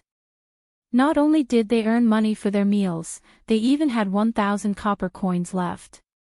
However, moving goods wasn't a long-term thing. There would come a day when Lydon couldn't move anymore. Moore hadn't gotten married yet, so he couldn't expect him to provide for him when he was old. Hence, the father and son didn't rush to the factory this morning. Instead, they came to Aiden Square, which was said to be the most prosperous place in Chaos City. They wanted to see if they could find any opportunities. Aiden Square was very big. There were all kinds of shops lined up along the crescent-shaped square. The restaurants were densely packed together. Tailors and cloth shops could be seen everywhere. From time to time, a drunkard would walk out of a red house with a red face. A languid woman in a gauze dress would close the door behind him with a look of disgust. This scenery stunned the father and son who hadn't had the chance to go out for a walk. Lydon, who had herded sheep his whole life, didn't have any other abilities apart from his strength. However, when he saw all the restaurants along the street, Moore came up with an idea: open a mutton restaurant. Lydon had been dealing with sheep his whole life. They didn't sell the sheep in the tribe. At most, they would exchange 1 or 2 for some salt with the merchants passing by, and the rest would be their own rations. He didn't have any other abilities, but he was good at roasting mutton. He could roast, stew, and make something new with simple cooking methods. He used to make many children in the tribe cry. However, he had never thought that he could earn money from roasting mutton. I didn't see any mutton restaurants along the way. Could it be that the people in Chaos City don't like mutton at all? Lydon said with a frown. How could that be? Mutton is so delicious. How could anyone not like it? Muir had a look of disbelief on his face. After giving it some thought, he said seriously, I feel that it must be because there aren't any mutton restaurants that can make good mutton. If they had eaten the mutton that you made, they'd definitely fall in love with mutton. Lydon shook his head.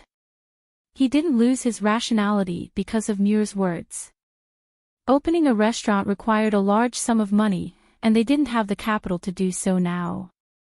Furthermore, even if he wanted to open a mutton restaurant, he had to at least know that there were people in Chaos City who really liked to eat mutton before he could know if he could do the business. Although he didn't have much experience, he wasn't stupid. He still had a sense of propriety. Unknowingly, the father and son had already walked to the other corner of the Aiden Square. Moore suddenly pointed to the front, and said, Father, look. Why are there so many people queuing up in front? It's so early in the morning and it's so cold. Why are you queuing up? Are they waiting for work? Lydon looked at the long line and was a little surprised. Come, let's go and take a look. There are so many people queuing up. The pay for this part-time job is probably not bad, Muir said with a smile as he walked forward briskly. That's true. Lydon quickened his pace to catch up with Muir. He could slowly plan for the business, but he still had to work hard to save up enough capital first. However, when Lydon and Muir got closer, they were a little dumbfounded. Those people queuing up were all dressed up nicely.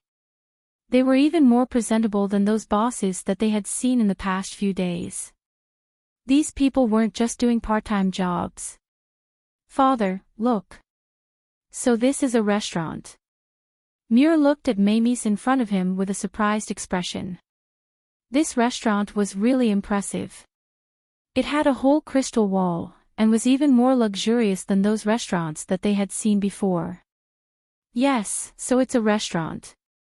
Lydon was also a little surprised. A restaurant that could make so many bosses queue up in the morning had to be very impressive. Even if they emptied their pockets, they probably wouldn't be able to afford a meal. He grabbed Muir's hand, and got ready to bring him away. Mr. Mack is releasing mutton soup this morning, and mutton skewers this afternoon. 2 new items in one day. That's really not like Mr. Mack at all. Isn't that so? But the mutton smell is too strong. I can't eat it. Even the tripe tastes so good. What's mutton compared to it? Mr. Mack has godlike culinary skills. Now that you mention it, I'm a little interested in this mutton soup. The discussions of the customers made Lydon and Muir stop in their tracks.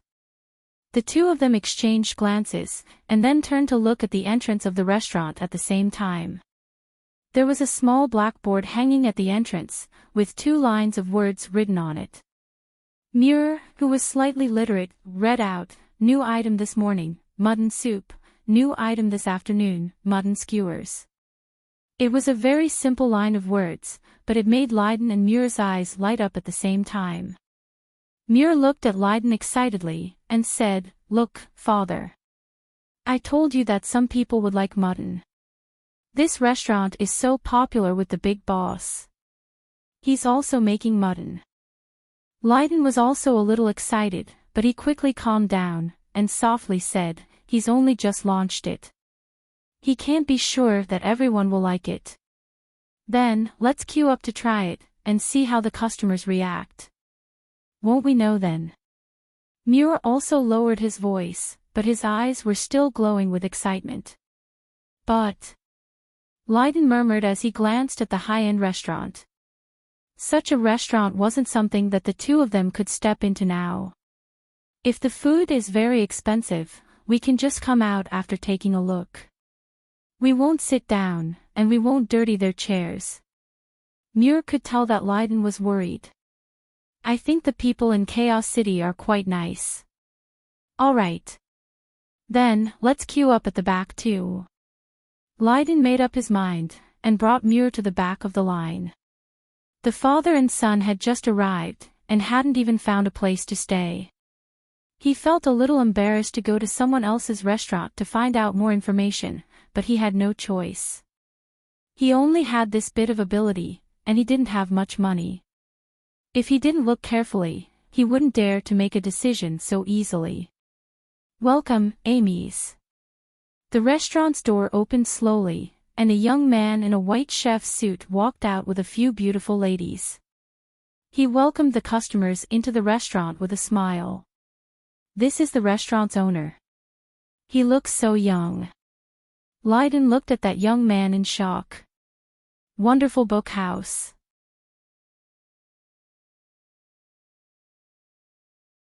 Chapter 1702.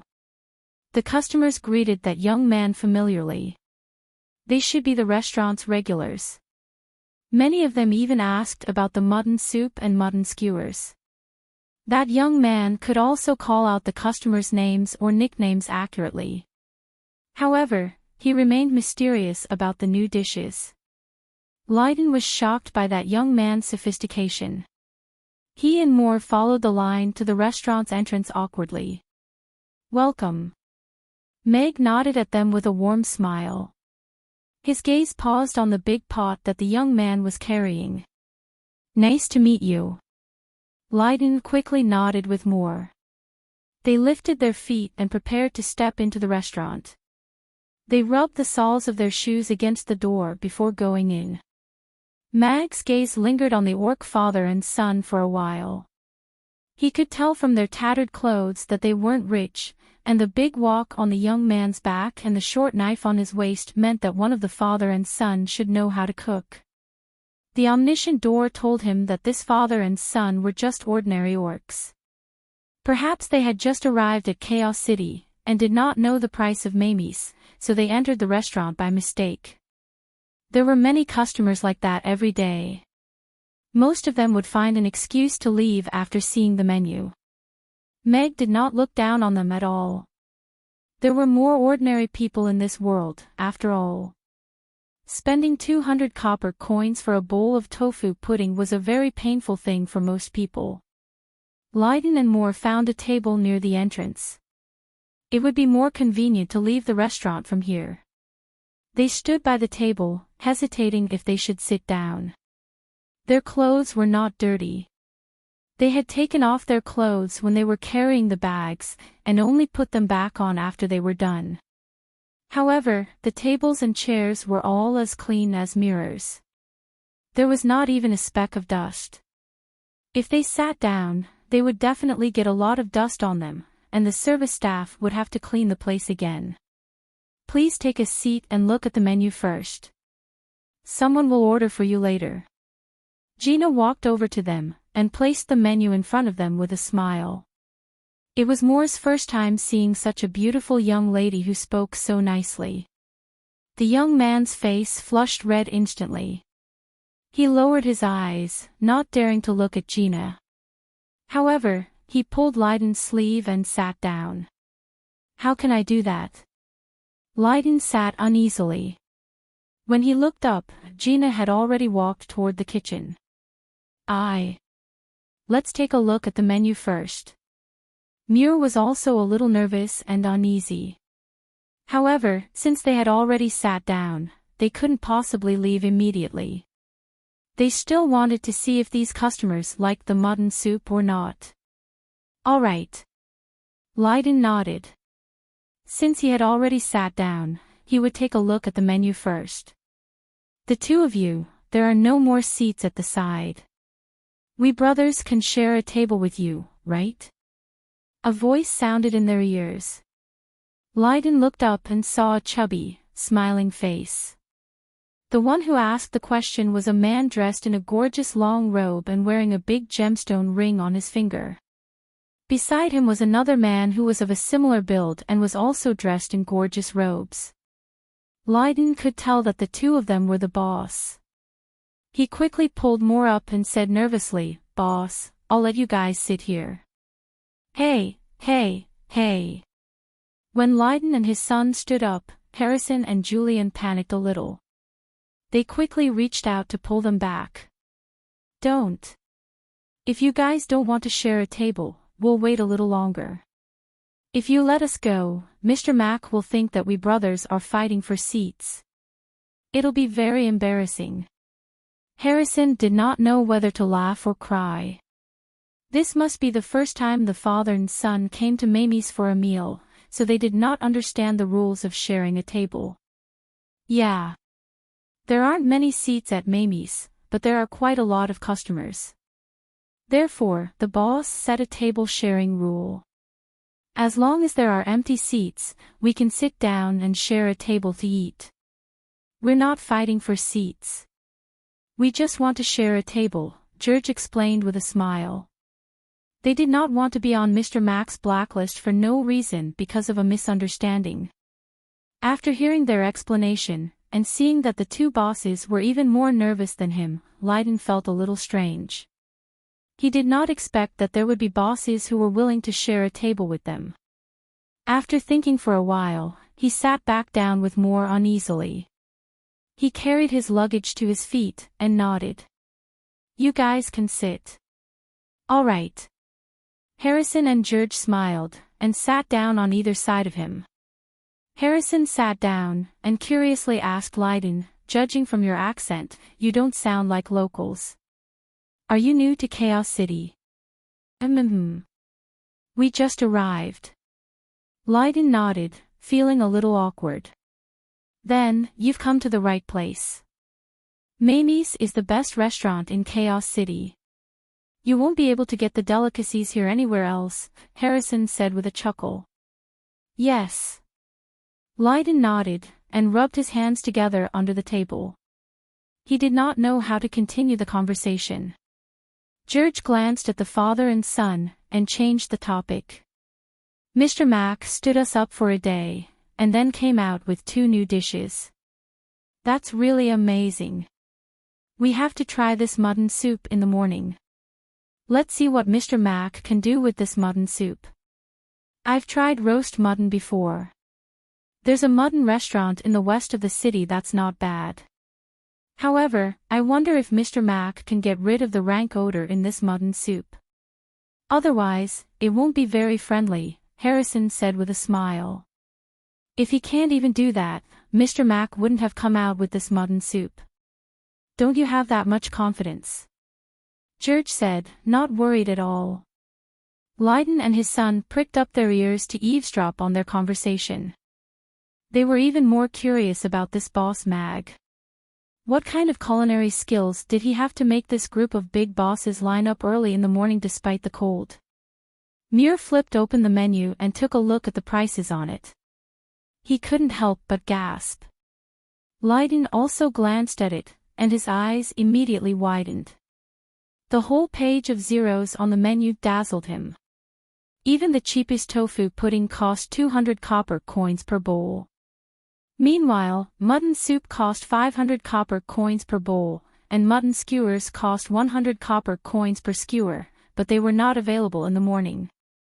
He did a quick calculation. The 1,000 copper coins in his pocket were not even enough for him and Moore to eat 2 bowls of Yangzhou fried rice. Moore looked up at Lydon, and his throat moved subconsciously. He suddenly regretted bringing his father into this restaurant. This would put them in a difficult situation. "What would you like to order?" Yabamiya asked with a smile as she came to their table. Lydon stared at the menu in front of him, and beads of sweat appeared on his forehead. He hesitated for a while, and said, "We want a sweet tofu pudding." "All right, a sweet tofu pudding. Please wait for a moment." Mia nodded with a smile, and turned to look at Harrison and George. Harrison glanced at Lydon and his son, and said with a smile, "We want 4 bowls of mutton soup, and I want a bowl of Yangzhou fried rice." I think this will go well together. Then I'll have a savory tofu pudding and youtiao, George said. Alright, please wait for a moment. Mia nodded with a smile, and walked to the next table. You're tuning into the LoveLore Library YouTube channel. We're so grateful for your support, and don't forget to subscribe to join us on this incredible journey through captivating stories. Your generosity through donations truly makes a world of difference, as it's the primary source of revenue that allows me to expand and enhance this channel for you. Thank you from the bottom of my heart for being a part of this adventure.